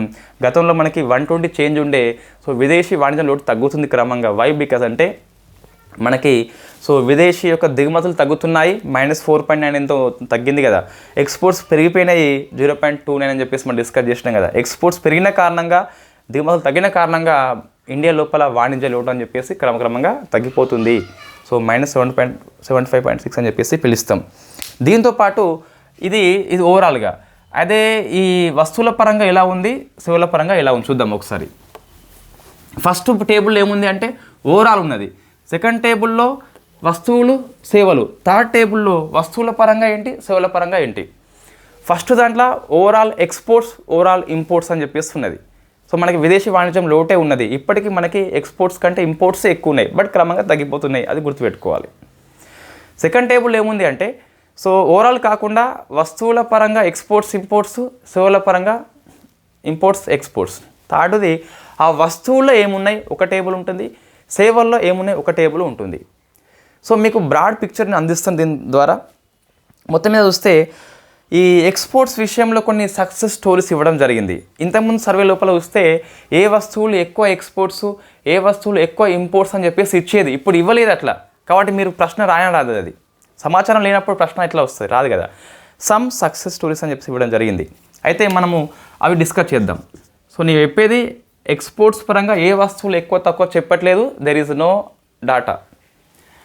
మీరు ఏదో గూగుల్ సెర్చ్ చేస్తే ఏదో ఒకటి వస్తుంది ఫైల్, కానీ అది కాదు మనకి. సో మన సోర్స్ అనేది ఉండాలి. అయితే ప్రభుత్వ శాఖ అన్న ఉండాలి, మినిస్ట్రీ వెబ్సైట్ ఉండాలి, లేకుంటే సర్వే అయినా ఉండాలి. మిగతా ఏదైనా మనం పట్టించుకోవద్దు. సో సక్సెస్ స్టోరీస్ అని చెప్పేసి వాడు టాయ్ అని చెప్పేసి ఇవ్వడం జరిగింది. మనకి 90% మనము ఈ ప్లాస్టిక్ బొమ్మలు అని చెప్పేసి చైనా వల్ల ఇంపోర్ట్ చేసుకుంటామట. అయితే ఈసారి చూస్తే తగ్గిపోయింది అట. సో ఫైనాన్షియల్ ఇయర్లో చూస్తే మనది 94% మనం ఇంపోర్ట్ చేసుకున్నాం టైస్ని ఫ్రమ్ చైనా నుంచి. అదే ఇది 2014లో అండి, 13లో సారీ. ఇప్పుడేమో చూస్తే 24లో మనకి అది 64కే వచ్చిందట. అంటే ఇది ఈ టాయ్ విషయంలో చైనా షేర్ అని చెప్పేసి క్రమంగా తగ్గిపోతుంది. 94 నుంచి 64కే వచ్చింది. ఒక మన విజయవంతంగా అయినాం. వై? బికాస్ మనమే ఇక్కడ తయారు చేసుకుంటున్నాం, మేక్ ఇన్ ఇండియాలో భాగంగా. ఇది మనం గుర్తుపెట్టుకోవాలి. సో ప్రశ్న వస్తుందండి. సో టాయ్ అంటే మనకి చైనా వాటా క్రమంగా తగ్గిపోతుంది, కాబట్టి ఇంపోర్ట్ బిల్లు తగ్గిపోతుంది, అది గుర్తుపెట్టుకోవాలి. నెక్స్ట్ చూస్తే ఇంకొక స్టోరీ. సో ఫుట్వేర్ ఎక్స్పోర్ట్స్ అట. ఫస్ట్ స్టోరీ ఏంటి మనకంటే చైనా దిగుమతులు క్రమంగా తగ్గిపోతున్నాయి. ఒకప్పుడు 10 ఏళ్ల క్రితము 94 ఉంటే ఇప్పుడేమో 64కే వచ్చింది. ఎస్, ఇప్పటికీ ఇంపోర్ట్ చేసుకుంటున్నాం, బట్ తక్కువ చేసుకుంటున్నాము. ఇంకోటి ఫుట్వేర్ ఎక్స్పోర్ట్స్ చూస్తే మనము సో మొత్తం ప్రపంచం మొత్తంలో చూస్తే ప్రొడ్యూస్ పరంగా, ఉత్పత్తి పరంగా మన షేర్ వచ్చేసి సెకండ్ లార్జెస్ట్ అండి. ఇది ప్రొడ్యూస్ పరంగా గుర్తుపెట్టుకోవాలి. అదే మనం ఎక్స్పోర్ట్స్ పరంగా చూస్తే మనది 9th లార్జెస్ట్ అండి. అంటే మనం ఉత్పత్తి చేసుకుంటున్నాం కానీ ఎక్కువ మనమే ఉపయోగించుకుంటాం చెప్పులు. ఫుట్వేర్లో చూస్తే ప్రొడ్యూస్ పరంగా సెకండ్ లార్జెస్ట్ మనది. గ్లోబల్ షేర్ చూస్తే 13% మనమే చేస్తున్నాం. 10 చెప్పులు తయారైతే మనకి అందులో 13 కూడా మనయే. 100 తయారైతే 13 మనవి. ఎక్స్పోర్ట్స్ పరంగా చూస్తే 9th ప్లేస్ అని చెప్పేసి ఇండియా ఉన్నది. సో గ్లోబల్ షేరింగ్ చూస్తే 2.2 అండి. 2.2 అంటే 100 చెప్పులు ఎగుమతి అయితే ప్రపంచం లోపల 2 చెప్పులు మనయే. సో ఇది 9th అని చెప్పేసి గుర్తుపెట్టుకోవాలి. 9th మీన్స్ ఇన్ఫ్యాక్ట్ ఎక్స్పోర్ట్స్ విషయంలో. ప్రొడ్యూస్ విషయంలో చూస్తే సెకండ్ ర్యాంక్ చూస్తే మనకు అట్లా వచ్చింది. నెక్స్ట్ చూస్తే అయితే దీనికోసం ఒక పాలసీ మనం మెయింటైన్ చేస్తున్నామట ఈ ఫుట్వేర్ విషయంలో. ఇది మేక్ ఇన్ ఇండియా అని చెప్పేసి వచ్చింది కదా. ఆ పాలసీ పేరు చూస్తే India footwear and leather development programme అని చెప్పేసి మనము 2026 మార్చ్ 31 వరకు దీన్ని మనము పొడిగించుకున్నామట. 2026 అని చెప్పేసి గుర్తుపెట్టుకోవాలి. ఇది food and leather development programme అని చెప్పేసి మనకి కనిపిస్తుంది. నెక్స్ట్ స్మార్ట్ ఫోన్ ఎక్స్పోర్ట్ విషయంలో మనం కూడా గ్రోతింగ్ అయినాం. సో మూడవది స్మార్ట్ ఫోన్ ఎక్స్పోర్ట్ విషయంలో చూస్తే అది మనం ప్రపంచం లోపల 2014 లోపల చూస్తే 23 ర్యాంక్ ఉంటే మన ప్రొడ్యూస్ చూస్తే ఇప్పుడేమో 9th ప్లేస్కి వచ్చేసినాం, 6th ప్లేస్కి వచ్చేసినాం 22లో. స్మార్ట్ ఫోన్ ప్రొడ్యూస్ విషయంలో చూస్తే 14 ఇయర్లో 23rd ఉంటే 22nd ఇయర్లో మనకి 6th ర్యాంక్ అని చెప్పేసి వచ్చింది. ఎక్స్పోర్ట్స్ విషయంలో కాదు, మనకి ఓవరాల్గా ప్రొడ్యూస్ విషయంలో ఇవి 3 ఇవ్వడం జరిగింది. డిఫెన్స్ ఎక్స్పోర్ట్స్ ఇచ్చాడు, బట్ మనం డిఫెన్స్ సెక్టార్లో డిస్కస్ చేసినాం, మళ్ళీ ఇక్కడ అవసరం లేదు. సో ఇవి 4 సక్సెస్ స్టోరీస్ అని చెప్పేసి ఇవ్వడం జరిగింది. తప్పితే ఈ వస్తువు ఎక్కువ ఆ వస్తువు తక్కువ అని చెప్పేసి ఎక్కడా లేదండి. ఆ DGFTలో కూడా మనకి అది రిపోర్ట్స్ పూర్తిగా లేదు. రైట్, నెక్స్ట్ చూస్తే ఇది ఇంకా కొన్ని ఈ ఎక్స్పోర్ట్స్ మనం చేసినాం కదా, ఇంపోర్ట్స్ చేసుకున్నాం కదా, ఇది ఈ వస్తువుల విషయంలో మొత్తం మనకు ఒకటేమో సో రా మెటీరియల్ ఉంటుంది, వస్తువులు చూస్తే మనకు సో రా మెటీరియల్ ఉంటుంది. సెకండ్ది క్యాపిటల్ గూడ్స్ ఉంటుంది, అంటే మూలధన వస్తువు అని చెప్పేసి పిలుస్తాం, వెరీ బేసిక్ ఇది. థర్డ్ది కన్జ్యూమర్ గూడ్స్ అని చెప్పేసి ఉంటుంది, అంటే మన వినియోగ వస్తువులు అని చెప్పేసి. ఫోర్త్ది ఇంటర్మీడియట్ వస్తువులు అని చెప్పేసి ఉంటుంది. సో వీటి విషయంలో మన ఎక్స్పోర్ట్స్ అండ్ ఇంపోర్ట్స్ ఎలా ఉందని చెప్పేసి చూసుకోవాలి. ఇవన్నీ వస్తువుల రకాలండి. మధ్యంతర వస్తువులు, వినియోగ వస్తువులు, మూలధన వస్తువులు, తర్వాత ముడి సరుకు అని చెప్పేసి పిలుస్తాం. అయితే భారతదేశం లోపల మొత్తం ఎక్స్పోర్ట్ చేస్తున్నాం కదా, అందులో ఎక్కువ వాటా మనకి సో కన్జ్యూమర్ అండ్ ఇంటర్మీడియట్ వస్తువులే ఉన్నది. ఏమంటున్నా, ఇండియా వస్తువులు ఎగుమతి చేస్తుంది కదా, సో వస్తువుల ఎగుమతి విషయంలో మనకి తగ్గినాయి. ఇప్పుడు ఈ ఇయర్లో మనం డిస్కస్ చేసినాం తగ్గినాయి అని చెప్పేసి, వస్తువుల ఎగుమతులు తగ్గిపోయినాయి. వై? బికాస్ గ్లోబల్లో మనం ఏవైతే ఎక్స్పోర్ట్ చేస్తున్నామో కంట్రీస్ స్లో డౌన్ అయిపోయినాయి. కేంద్ర బ్యాంకులు వచ్చేసి టైట్ మనీ పాలసీ ఫాలో అవుతున్నాయి. మన వస్తువుల ఎక్స్పోర్ట్స్ తగ్గిపోయింది, సర్వీస్ యొక్క ఎక్స్పోర్ట్స్ పెరిగిపోయింది, మనం డిస్కస్ చేసినాం. ఇంపోర్ట్స్ చూస్తే వస్తువుల సేవలు రెండు తగ్గిపోయినాయి. అయితే కన్జ్యూమర్స్ను ఇంటర్మీడియట్ వాటా ఎక్కువ ఉంది, అయినప్పటికీ గత ఇయర్తో పోలిస్తే ఇవి రెండు తగ్గిపోయినాయి. మనకి ఏమంటున్నా అంటే ఇప్పటికీ మనం ఏ వస్తువులు అయితే ఎక్స్పోర్ట్ చేస్తున్నామో అందులో వినియోగ వస్తువులు, ఇంటర్మీడియట్ వస్తువులే ఎక్కువ ఉన్నాయి శాతం పరంగా, వాటా పరంగా, బట్ తగ్గిపోయినాయి గతంతో పోలిస్తే. క్యాపిటల్ గూడ్స్ అయితే మనకి పెరిగిపోయినాయండి. సో ఇది మనం పట్టుకోవాలి కంపల్సరీ. సో ఈ capital goods and consumer goods, intermediate goods రా అని చెప్పేసి మనకి టేబుల్లో ఉన్నది. నేను శాతాలు చెప్పట్లేదు, తగ్గినాయా పెరిగినాయా అని చెప్పేసి చెప్తున్నా. ఫస్ట్ మనము ఏది ఎక్స్పోర్ట్స్ పరంగా చూస్తే గిట్ట క్యాపిటల్ గూడ్స్ వాటా 18.9 ఉన్నదండి. సో ఇది 18.9 అని చెప్పేసి ఉన్నది. నెక్స్ట్ కన్జ్యూమర్ గూడ్స్ వాటా 47.9 ఉన్నది వాటా అండి నేను చెప్పేది. నెక్స్ట్ ఇంటర్మీడియట్ వాటా వచ్చేసి 28.4 ఉన్నది. నెక్స్ట్ చూస్తే రా మెటీరియల్ వచ్చేసి 5 ఉన్నది. సో 5 ఉంది. అంటే మీకు చూస్తే ఏమనిపిస్తుంది అంటే ఈ కన్జ్యూమర్ గూడ్స్, ఇంటర్మీడియట్ గూడ్స్ ఎక్కువ ఉన్నాయి, కానీ రెండు మన క్రమంగా తగ్గిపోతుందని చెప్పేసి గుర్తుపెట్టుకోవాలి. ఈ క్యాపిటల్ గూడ్స్ను రా మెటీరియల్ వచ్చేసి క్రమంగా పెరిగిపోతుంది. సో క్యాపిటల్ అండ్ రా గుడ్స్ పెరుగుతుంది, అయినప్పటికీ తక్కువ ఉంది మనకి వాటా పరంగా చూస్తే. వాటా పరంగా వేరు, లాస్ట్ ఇయర్తో కంపేర్ చేస్తే తగ్గడం పెరగడం వేరు, ఇది గుర్తుపెట్టుకోవాలి. నెక్స్ట్ మనకి ఇంపోర్ట్స్ విషయంలో కూడా సేమ్ అండి. సో ఇది ఎక్కువ వాటా ఇప్పటికీ మనకు ఇంపోర్ట్స్ విషయంలో ఇంటర్మీడియట్ గూడ్స్ ఎక్కువ ఉన్నది, రా మెటీరియల్ ఎక్కువ ఉన్నది. ఇది ఇంపోర్ట్స్ విషయంలో వేరే ఉన్నది. సో ఇంటర్మీడియట్ గూడ్స్ ఎక్కువ ఉంది వాటా మనకి ఎంత అంటే ఇంటర్మీడియట్ గూడ్స్ వచ్చేసి 34 ఉన్నది, బట్ మనకి పెరిగింది లాస్ట్ ఇయర్తో కంపేర్ చేస్తే. కన్జ్యూమర్ గూడ్స్ వచ్చేసి చూస్తే మనకు 11.9 ఉన్నదండి. సో ఇది పెరిగింది లాస్ట్ ఇయర్తో కంపేర్ చేస్తే. నెక్స్ట్ వచ్చేసి క్యాపిటల్ గూడ్స్ ఏమో 20.5 ఉన్నది. సో ఇది లాస్ట్తో కంపేర్ చేస్తే పెరిగింది. రా మెటీరియల్ వచ్చేసి 33.4 ఉన్నది. సో లాస్ట్తో కంపేర్ చేస్తే తగ్గింది మనకు. ఇవేమో ఇంపోర్ట్స్ విషయంలో, ఇదేమో ఎక్స్పోర్ట్స్ విషయంలో రెండు తగ్గితే రెండు పెరిగినాయి. కన్జ్యూమర్స్, ఇంటర్మీడియట్ ఏవి ఎక్కువ ఉన్నాయి అవి తగ్గినాయి, ఏవి తక్కువ ఉన్నాయి అవి పెరిగినాయి.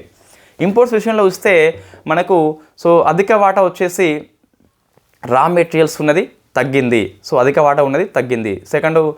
34 ఉంది కాబట్టి సో ఇంటర్మీడియట్ వాటానే మనకు ఎక్కువ ఉన్నది, పెరిగింది కొద్దిగా.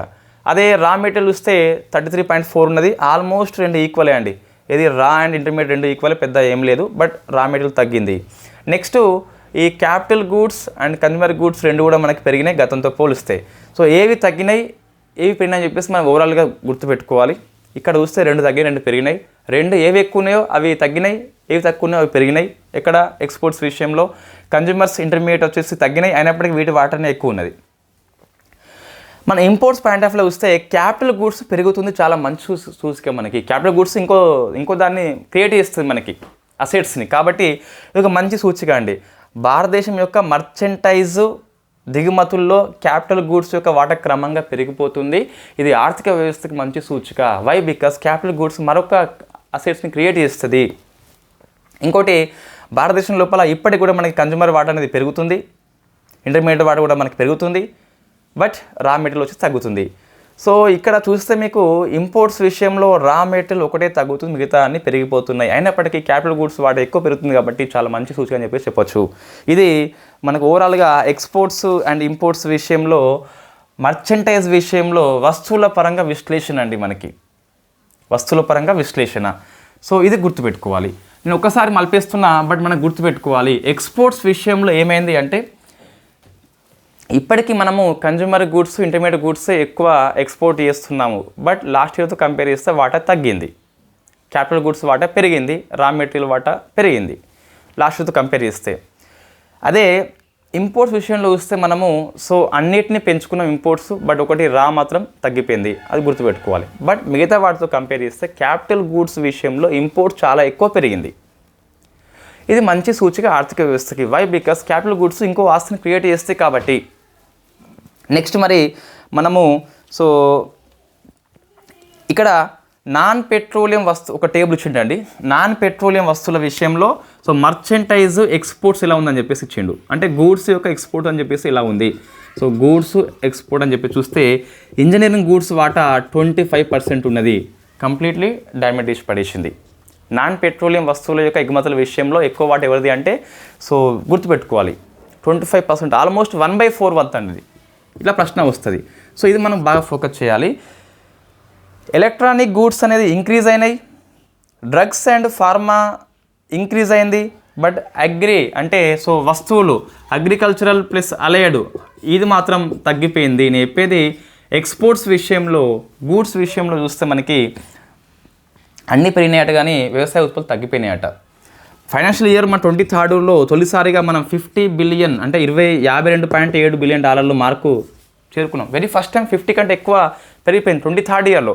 24 ఇయర్లో ఏమైంది అంటే ఇది 48.3కి వచ్చింది, తగ్గిపోయింది. వ్యవసాయ ఉత్పత్తుల యొక్క ఎగుమతులు తగ్గిపోయినాయి. మనం డిస్కస్ చేసినాం మనం ఆల్రెడీ. కారణం ఏంటంటే మనము చాలాసార్లు ఈ నాన్ బాస్మతి రైస్ కావచ్చు, షుగర్ కావచ్చు, లేదా మన గోధుమల విషయంలో ఎగుమతుల మీద నియంత్రణ పెట్టుకున్నాం మనం. వై? బికాస్ వస్తువులు మనకి లభ్యత కావాలని చెప్పేసి, ధరలో స్థిరత్వం కోసం అని చెప్పేసి మనం ఆ ఎక్స్పోర్ట్స్ మీద బ్యాన్ చేసినాం. కాబట్టి మనకి ఎక్స్పోర్ట్ చేయలేకపోయినాం మనం, అది గుర్తుపెట్టుకోవాలి. ప్రశ్న వస్తుందండి, ఫైనాన్షియల్ ఇయర్ 23rd 24ని కంపేర్ చేసినట్లయితే వ్యవసాయ ఎగుమతులు తగ్గినాయి. కారణం ఏంటి అంటే పరిపాలన పరంగా మనం నియంత్రణ పెట్టేసినాం. షుగర్ మీద నియంత్రణ పెట్టినాము. వై? బికాజ్ మనము బయోఫ్యూయల్ పాలసీ అని చెప్పేసి ఉపయోగించుకుంటున్నాం. చెరుకు నుంచి మనకు బయోఫ్యూయల్ కావాలి కాబట్టి చెరుకును ఎక్కువ ఎక్స్పోర్ట్ చేయకుండా లభ్యత పెంచేలా చర్య తీసుకున్నాం మనము. నాన్ బాస్మతి రైస్ కూడా ధరలు పెరిగినప్పుడు మనము కంట్రోల్ కోసం అని చెప్పేసి తీసుకొచ్చినాం మనం. రెండు కారణాలు ఏంటి అంటే, ఒకటేమో ఎగుమతుల నియంత్రణ చేసినాము, అది గుర్తుపెట్టుకోవాలి. ఎగుమతుల నియంత్రణ అని చెప్పేసి అదే కారణం మనకి 52 నుంచి 48కి వచ్చేసింది. మన ఆర్థిక వ్యవస్థ మొత్తంలో తొలిసారిగా ఫైనాన్షియల్ ఇయర్ 23rd ఇయర్ లోపల వ్యవసాయ రంగం యొక్క ఎగుమతులు $50 బిలియన్ మార్క్ని దాటిపోయింది, వెరీ ఫస్ట్ టైం. ఆనందం కాస్త ఆవిరైపోయింది గవర్నమెంట్ పాలసీ కారణంగా, అది మనం గుర్తుపెట్టుకోవాలి. ఇది మన విశ్లేషణ అండి. గణాంకాల మాటన ఏం దాగి ఉంది అంటే ఇది దాగి ఉన్నది. నెక్స్ట్ చూసినట్లయితే ఇంత మీకు డెప్త్గా మనకి పుస్తకాల్లో కానీ నోట్స్లో మనకి సాధ్యం కాదండి. ఇదంతా నేను మొత్తం రాయలేదు, నోట్స్లో రాయలేదు, కానీ ఎక్స్ప్లెయిన్ చేస్తున్నాను నేను. రైట్, ఇప్పటికీ 48.3 కదా, ప్రపంచ వ్యవసాయ ఎగుమతుల్లో మన వాటి ఎంత అంటే 11% గ్లోబల్ షేర్ అని చెప్పేసి గుర్తుపెట్టుకోవాలి. రైట్, ఈ మొత్తము మన నాన్ పెట్రోలియం వస్తువుల యొక్క ఎగుమతుల విషయంలో వ్యవసాయ ఉత్పత్తులు 11% అని చెప్పేసి గుర్తుపెట్టుకోవాలి. 11%, ఎక్కువ మనకి 25% అని చెప్పేసి ఉన్నది. అది వెరీ ఫేమస్.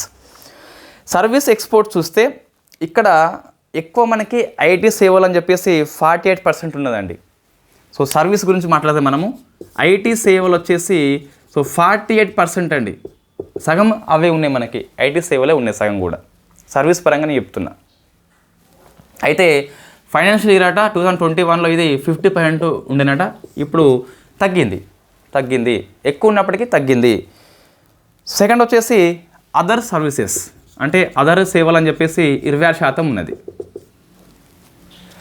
కొన్ని ర్యాంకింగ్ ఇవ్వడం జరిగింది ఈ సేవల ఎగుమతుల విషయంలో. టెలికమ్యూనికేషన్, కంప్యూటరు, ఇన్ఫర్మేషన్ సర్వీస్ విషయంలో సెకండ్ ర్యాంక్ ఉన్నది మనది. సో ఇది గుర్తుపెట్టుకోవాలి కంపల్సరీ. తర్వాత వస్తే పర్సనల్, కల్చరల్, రిక్రియేషనల్ సర్వీస్ విషయంలో 6th ర్యాంక్ ఉన్నది. అదర్ బిజినెస్ సర్వీస్ విషయంలో 8th ర్యాంక్ ఉన్నది. ట్రాన్స్పోర్ట్ విషయంలో 10th ర్యాంక్ ఉన్నది. ట్రావెల్ విషయంలో 14th ర్యాంక్ ఉన్నది. ఈ అవసరం అంటే చెప్పలేమండి. మొత్తం ఇండియా సర్వీస్ ఎక్స్పోర్ట్స్ విషయంలో వివిధ ర్యాంకులు అని చెప్పేసి మనం డిస్కస్ చేసినాము. ఎందుకు రాలేదు బోర్డు మీద అంటే అది అవసరం లేదని చెప్పేసి అనుకోవాలి. బట్ మీ ఇష్టం, నోట్స్లో ఉన్నది మీ ఇష్టం. సో ఇవి మనకు సర్వీస్ పరంగా. తర్వాత దాంతోపాటు ఏది ఈ గూడ్స్ పరంగా ఎక్స్పోర్ట్స్ అండ్ ఇంపోర్ట్స్ విషయంలో సంపూర్ణమైన విశ్లేషణ అండి. సో ఇక్కడ మీరు కన్ఫ్యూజ్ కావద్దు, ఏవి ఎక్కువ తక్కువ అని చెప్పేసి నేను ఈజీగా గుర్తుపెట్టుకోవాలని చెప్పేసి అట్లా చెప్పడం జరిగింది. సో మీ ప్రశ్న నాకు ఈసారి ఎట్లా గెసేస్తున్నామంటే ఎక్స్పోర్ట్స్, మర్చెంటైజ్ విషయంలో కన్జ్యూమర్, ఇంటర్మీడియట్, క్యాపిటల్, రా మెటీరియల్లో ఏది ఎక్కువ ఏది తక్కువ అని చెప్పేసి వస్తుంది ప్రశ్న, లేదా అవరోహణ క్రమంలో అని చెప్పేసి ప్రశ్న వస్తుంది. Simple logic.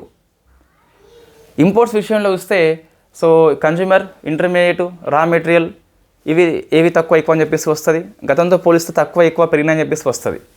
రైట్. ఇంపోర్ట్స్లో మనకి రా మెటీరియల్ ఒకటే తగ్గింది, మిగతా మొత్తం పెరిగిపోయినాయి. అయినప్పటికీ క్యాపిటల్ గూడ్స్ యొక్క ఇంపోర్ట్ చాలా మంచి అని చెప్పి చెప్పుకోవచ్చు. ఎక్స్పోర్ట్స్లో వస్తే మనకి కన్జ్యూమర్స్, ఇంటర్మీడియట్ గూడ్స్ అనేది వచ్చేసి వాటా ఎక్కువ ఉన్నప్పుడు తగ్గిపోయినాయి, మిగతా రెండు వచ్చేసి పెరిగిపోయినాయి. వస్తువుల దిగుమతులు ఎగుమతులు చూస్తే గిట్ట దిగుమతులు తగ్గినాయి, ఇంపోర్ట్స్ కూడా మనకు తగ్గినాయి. సో ఇంపోర్ట్స్ తగ్గినాయి, గతంతో పోలిస్తే ఎక్స్పోర్ట్స్ పెరిగినాయి. అదే గూడ్స్ పరంగా చూస్తే సో గూడ్స్ పరంగా చూస్తే వేరున్నది, అండ్ ఇన్ఫ్యాక్ట్ సర్వీస్ పరంగా వేరే ఉన్నది. సో సర్వీస్ పరంగా మనకి ఎక్స్పోర్ట్స్ పెరిగినాయి, దిగుమతులు తగ్గినాయి, ఇది ఓకే. గూడ్స్ పరంగా చూస్తే ఎక్స్పోర్ట్స్ ఇట్లా అదనమాట రాద్దాం ఇక్కడ. సో గూడ్స్ పరంగా, సర్వీస్ పరంగా, ఎక్స్పోర్ట్స్ ఇట్లా రాస్తే మనకు క్లియర్ ఉంటుంది. ఎక్స్పోర్ట్స్ అండ్ ఇంపోర్ట్స్ అని చెప్పేసి చూద్దాం ఒకసారి. సో గూడ్స్ పరంగా చూస్తే ఎక్స్పోర్ట్స్ తగ్గినాయండి. వై? బికాస్ ప్రపంచ ఆర్థిక వ్యవస్థ స్లో డౌన్ అయిపోయినాయి, ఆ కేంద్ర బ్యాంకులు టైట్ మనీ పాలసీ ఫాలో అవుతున్నాయి. ఇంపోర్ట్స్ తగ్గిపోయినాయి. సర్వీస్ పరంగా చూస్తే ఎక్స్పోర్ట్స్ పెరిగిపోయింది అండ్ ఇంపోర్ట్స్ మనకి తగ్గిపోయింది. సో ఇంపోర్ట్స్ రెండు తగ్గినాయి, ఎక్స్పోర్ట్స్ మాత్రము గూడ్స్ తగ్గింది, ఇదేమో ఎక్కువ అని చెప్పేసి గుర్తుపెట్టుకోవాలి. రైట్. ఇక్కడ కన్ఫ్యూజ్ అనేది పెట్టుకోవద్దు. ఓవరాల్గా ట్రేడ్ బ్యాలెన్స్ అనేది చూస్తే లోట్లోనే ఉన్నది, తక్కువ ఉంది. సో లోట్లో ఉన్నది కానీ తక్కువ లోటు ఉన్నది గతంతో పోలిస్తే. కారణం ఏంటి? సర్వీస్ ఎక్స్పోర్ట్స్ చాలా పెరిగినాయి, ఇంపోర్ట్స్ మనకి తగ్గిపోయినాయి, కాబట్టి అది కారణం అని చెప్పేసి చెప్పొచ్చు. సో ప్రధాన కారణం అనేది ఉంటుంది. ఇప్పుడు మన ఎక్స్పోర్ట్స్ యొక్క డెస్టినేషన్ ఏంటి, ఇంపోర్ట్స్ మనం ఎక్కువ నుంచి ఎక్కువ చేసుకుంటున్నాము. ఓవరాల్గా విదేశీ వాణిజ్యం పైన ర్యాంకింగ్ ఏంటి, ఇవి చూద్దాం. ఇవి డైరెక్ట్ చదివేస్తున్న నోట్స్లో ఉన్నాయి, చూసుకోండి. దీనిలో పెద్ద విశ్లేషణ అంటే ఏమీ అవసరం లేదు. చెప్పేది విదేశీ వాణిజ్యము 23rd 24లో చూస్తే చెప్పేది మొత్తం విదేశీ వాణిజ్యం అండి, విదేశీ వాణిజ్యము.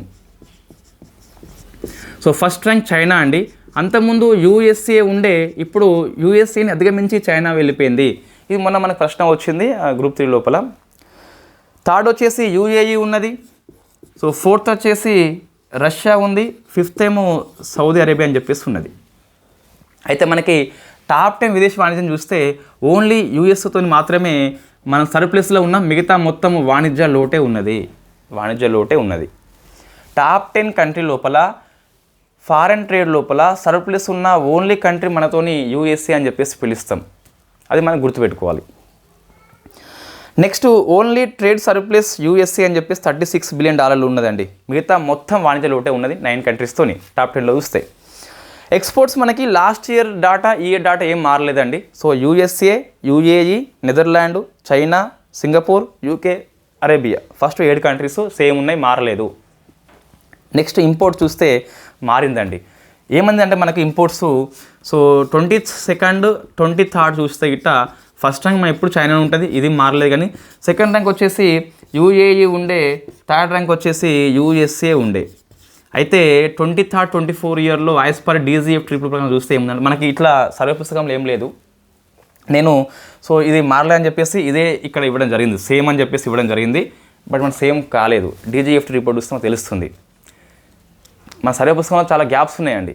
ఇది ఇంపోర్ట్స్ ఎక్స్పోర్ట్స్ మనకి ర్యాంకింగ్ అని చెప్పేసి వాడు ఇవ్వలేదు, ఈసారి ఇవ్వలేదు. ఎప్పుడు ఇచ్చేది ఈసారి ఇవ్వలేదు.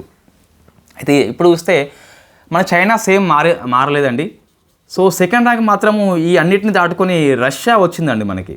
సో వై బికాస్ మనం రష్యా నుంచి చమురు ఎక్కువ ఇంపోర్ట్ చేసుకున్నాం కాబట్టి సో సెకండ్గా వచ్చేసి రష్యా అని చెప్పేసి గుర్తుపెట్టుకోవాలి. థర్డ్ వచ్చేసి సేమ్ మనకు మారలేదు, యూఏఈ ఉన్నది. సో ఫోర్త్ వచ్చేసి యూఎస్ఏ ఉన్నది, ఇది మారలేదు మనకు. సో ఇది రష్యా అని చెప్పేసి గుర్తుపెట్టుకోవాలి. ఇది రెండో ప్లేస్ వచ్చేసి చైనా, యూఏఈ, యూఎస్ఏ నోట్స్లో ఉన్నది. దీన్ని మీరు రష్యాగా రాసుకోవాలి. కారణం ఏంటి అంటే మనకు చమురు విషయంలో వాళ్ళు ఎక్కువ సబ్సిడీ ఇవ్వడం జరిగింది కాబట్టి మనం ఇంపోర్ట్ చేసుకున్నాము. రష్యా చమురుని ఎవరు కొనుక్కుంటలేరు. రష్యా వర్సెస్ ఉక్రెయిన్ వార్ నేపథ్యం లోపల నియంత్రణ ఉంది కాబట్టి, చాలా కంట్రోల్లో పెట్టారు కాబట్టి రష్యాని, అమెరికా లాంటి కంట్రీస్. కాబట్టి సో మనం ఇంపోర్ట్ చేసుకున్నాం కాబట్టి సబ్సిడీ ధరకే సెకండ్ ర్యాంక్ వచ్చేసి రష్యా వచ్చింది ఇంపోర్ట్ విషయంలో. ఇది కాదు, ఇది లాస్ట్ ఇయర్ది, ఇదేమో కొత్త ఇయర్ది. మనకు సోర్స్ ఏంటి అంటే సో డీజీఎఫ్టీ లోపల మనకి ఆల్రెడీ పూర్తిగా ఉంది. నేను ఆల్రెడీ పోస్ట్ చేసిన స్క్రీన్ షాట్ తీసి, కాబట్టి ఇది సరి చేసుకోవాలి. మనకి ఓన్లీ రెండేమో సరి చేసుకోవాలి. ఎఫ్డిఐ విషయంలో ర్యాంకింగ్ మారింది అంటే ఎఫ్డిఐ ఈక్విటీ పరంగా వేరే ఉన్నది, ఎఫ్డిఐ పరంగా మనకి వేరే ఉన్నది కంట్రీస్ యొక్క ర్యాంకింగ్ చూస్తే. అట్లా ఇక్కడ కూడా సో చైనా, యూఏఈ, యూఎస్ఏ నోట్స్లో ఉన్నట్లయితే మీరు చైనా, రష్యా అని చెప్పేసి మార్చుకోవాలి. నెక్స్ట్ చూస్తే ఎక్స్పోర్ట్స్ స్టేట్స్ పరంగా చూస్తే ఇంపోర్ట్స్ వాడు ఏమి ఇవ్వలేదు, కానీ ఎక్స్పోర్ట్స్ చూస్తే ఇది కూడా సర్వేలో మనకి గ్యాప్స్ ఉన్నాయి. సర్వేలో లేదు, డీజీఎఫ్టీ రిపోర్ట్ చూస్తున్నాం మనము. సో గుజరాత్ ఫస్ట్ ప్లేస్ అండి, మహారాష్ట్ర సెకండ్, తమిళనాడు థర్డ్. ఇక్కడ ఏది మారలేదు మనకు. అయితే గతంతో పోలిస్తే గుజరాత్, మహారాష్ట్రలో తగ్గిందని చెప్పేసి గుర్తుపెట్టుకోవాలి. ఇప్పటికీ అగ్రస్థానంలో ఉన్నప్పటికీ తగ్గిపోయినాయి. ఇట్లా ప్రశ్న వస్తుంది. 6th ర్యాంక్ ఏపీ అండి. మొత్తం ఎగుమతుల లోపల ఏపీ వాళ్ళ షేర్ వచ్చేసి 4.52 అని చెప్పేసి ఉన్నది. తెలంగాణ వచ్చేసి 8th ర్యాంక్ ఉంటే మొత్తం ఎక్స్పోర్ట్స్ లోపల మన వాటా 3.2 అని చెప్పేసి ఉన్నది. So 8th rank, 6th rank AP వాళ్ళు, అది తెలంగాణ వాళ్ళు ఇది. నెక్స్ట్ అంటే నేను ఏపీ వాళ్ళ కోసం అని చెప్పేసి క్లాసులు చేస్తామంటే స్పెషల్ ఏపీ ఎకనామీ లాంటి చేయను, కానీ మీకు ఏదైతే సైన్స్ అండ్ టెక్నాలజీ ఉన్నదో, పర్యావరణం ఉన్నదో దాని మీద మనం క్లాసులు చేద్దాం. ఈ టీజీపీఎస్ గ్రూప్ 2 అయినాక, టీజీపీఎస్ గ్రూప్ 2 అయిపోతే సో మనకు ఎటువంటి ఎగ్జామ్స్ లేవండి. నేను గ్రూప్ 2 రాయట్లేదు, కానీ ఇంకా మన మీద డిపెండ్ అయిన వాళ్ళకి ఎటువంటి ఎగ్జామ్స్ లేవు. అంటే ఐ మీన్ డిఎస్సీలు, పీసీలు ఉంటే మనం వాటికి ఎటువంటి గైడెన్స్ ఇవ్వము కాబట్టి సో అది మన ఎగ్జామ్స్ కావని చెప్పేసి గుర్తుపెట్టుకోవాలి. వాళ్ళకి కూడా క్లాసెస్ ఉపయోగపడతాయి, కానీ స్పెషల్గా అయితే మనం చేయట్లేదు వాళ్ళ కోసం అయితే. సో నెక్స్ట్ మనకి ఎవరు ఉన్నారు ఇక ఏపీపీఎస్ గ్రూప్ 2 కాబట్టి మీకోసం నేను ఎస్ఐఎన్టీ కావచ్చు, లేదా పర్యావరణం కావచ్చు, న్యూక్లియర్ ఎనర్జీ కావచ్చు, వాటి మీద క్లాసెస్ చేద్దాం కంపల్సరీ.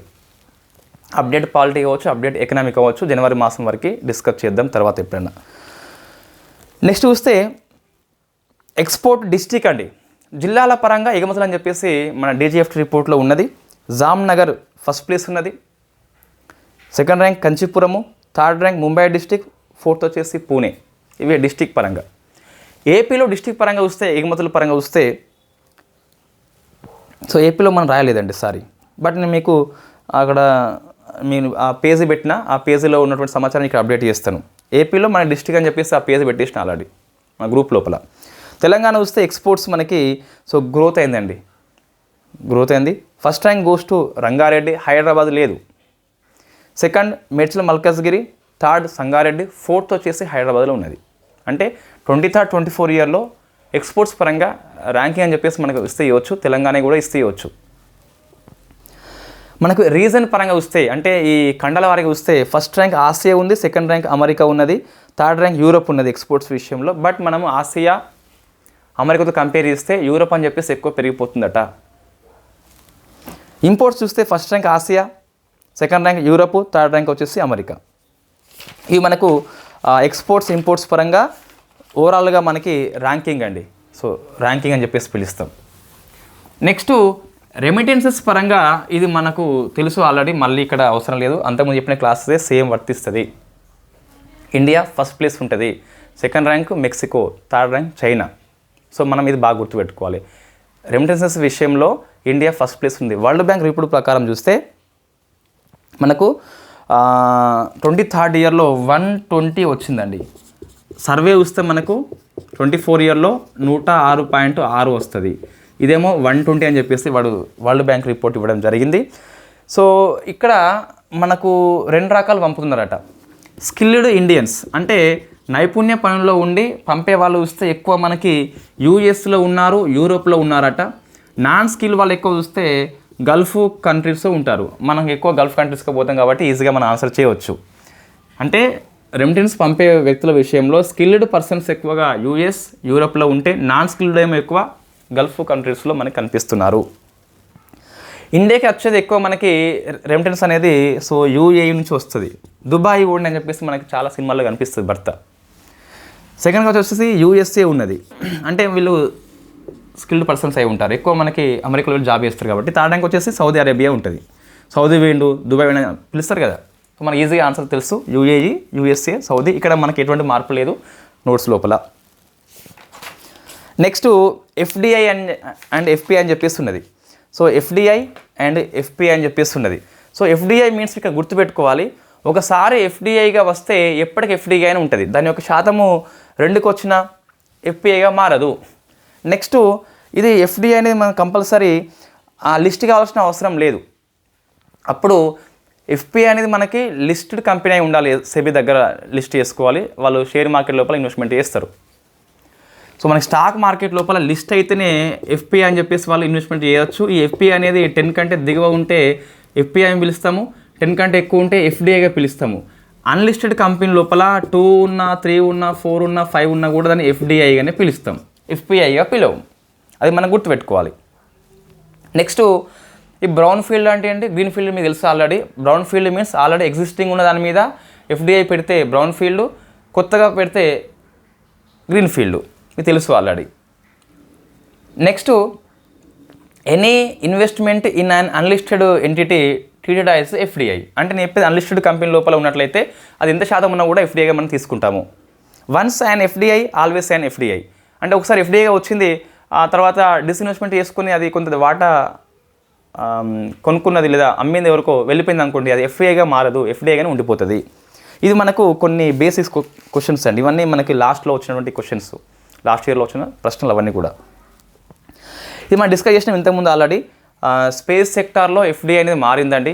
సో ఇక్కడ లాంచ్ వెహికల్లో చూస్తే 49 ఉన్నది, శాటిలైట్స్ చూస్తే 74 ఉన్నది. అదే శాటిలైట్స్ యొక్క కాంపోనెంట్స్ విడిభాగాలు చూస్తే మనకి 100 అని చెప్పేసి ఉన్నది. ఇది మనం డిస్కస్ చేసినాం ఆల్రెడీ, మళ్ళీ ఇక్కడైతే అవసరం లేదు. ఇండియాలో కొన్ని ఎఫ్డిఐ బ్యాన్ చేసినాం మనం, ఆ రంగాల్లో లేదని చెప్పేసి తెలుసు మనకు ఆల్రెడీ. రియల్ ఎస్టేట్ వ్యాపారం అని చెప్పేసి, జూదం బెట్టింగ్ అని చెప్పేసి, చిట్ ఫండ్స్ అని చెప్పేసి, పొగాకు ఉత్పత్తులు అని చెప్పేసి, లాటరీ బిజినెస్ అని చెప్పేసి కొన్ని ప్రైవేట్ రంగాల్లో మనకి బ్యాన్ చేసినాము. అనురంగము, రైల్వేలో కొన్ని అని చెప్పేసి, వ్యవసాయ రంగం లోపల కొన్ని కూడా మనకి బ్యాన్ చేసుకున్నాం. అవన్నీ మీకు ఆల్రెడీ నోట్స్లో ఉన్నాయి, అవి తెలుసు మీకు ఆల్రెడీ. ఇది కరెంట్ అఫైర్స్ అప్డేట్ ఏం కాదు, ఇవి బ్యాన్ చేసినాం అని చెప్పేసి కొత్తగా ఇవి బ్యాన్ చేయలేదు కాబట్టి సో అది మీకు స్టాటిక్ సిలబస్ కిందకే వస్తుంది. నెక్స్ట్ ఈ ఎఫ్డిఐ పరంగా మనకి రిపోర్ట్స్ అనేది 2 రకాలు ఉన్నాయండి. సో అయితే మనకు DPIIT అని చెప్పేసి రిపోర్ట్ ఇచ్చింది, ఎఫ్డిఐ రిపోర్టు. సో దాని ప్రకారం చూస్తే మనకి ఫస్ట్ 24 ఇయర్లో సో ఫస్ట్ ర్యాంక్ సింగపూర్ వచ్చిందండి ఎఫ్డిఐ. మనం చూద్దాం ఫస్ట్ అయితే. సెకండ్ ర్యాంక్ వచ్చేసి మారిషస్ ఉంది. సో థర్డ్ ర్యాంక్ వచ్చేసి యూఎస్ఏ ఉంది. అదే 2000 నుంచి 24 వరకు చూస్తే ఇది ఫస్ట్ మారిషస్ అండి. ఫస్ట్ మారిషస్ 25% వాటా ఉన్నది. Second Singapore, third USA. నేను ఇది ఇవ్వడం జరిగింది, బట్ ఇది రాసుకోండి మీరు.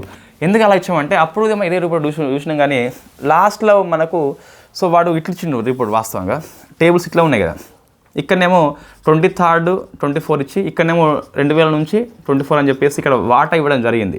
సో వాటా ఇవ్వడం జరిగింది, వాటా అంటే సో వాడు 25 అని చెప్పేసి ఇక్కడ మారిషస్ ఉన్నది, ఫస్ట్ సింగపూర్ ఉన్నది, యూఎస్ఏ ఉన్నది 25, తర్వాత వచ్చేసి 24, 10 అని చెప్పేసి మనం డైరెక్ట్ లాస్ట్లో ఉన్నది తీసుకుని ఇవ్వడం జరిగింది ర్యాంకింగ్. సో ర్యాంకింగ్ మారింది.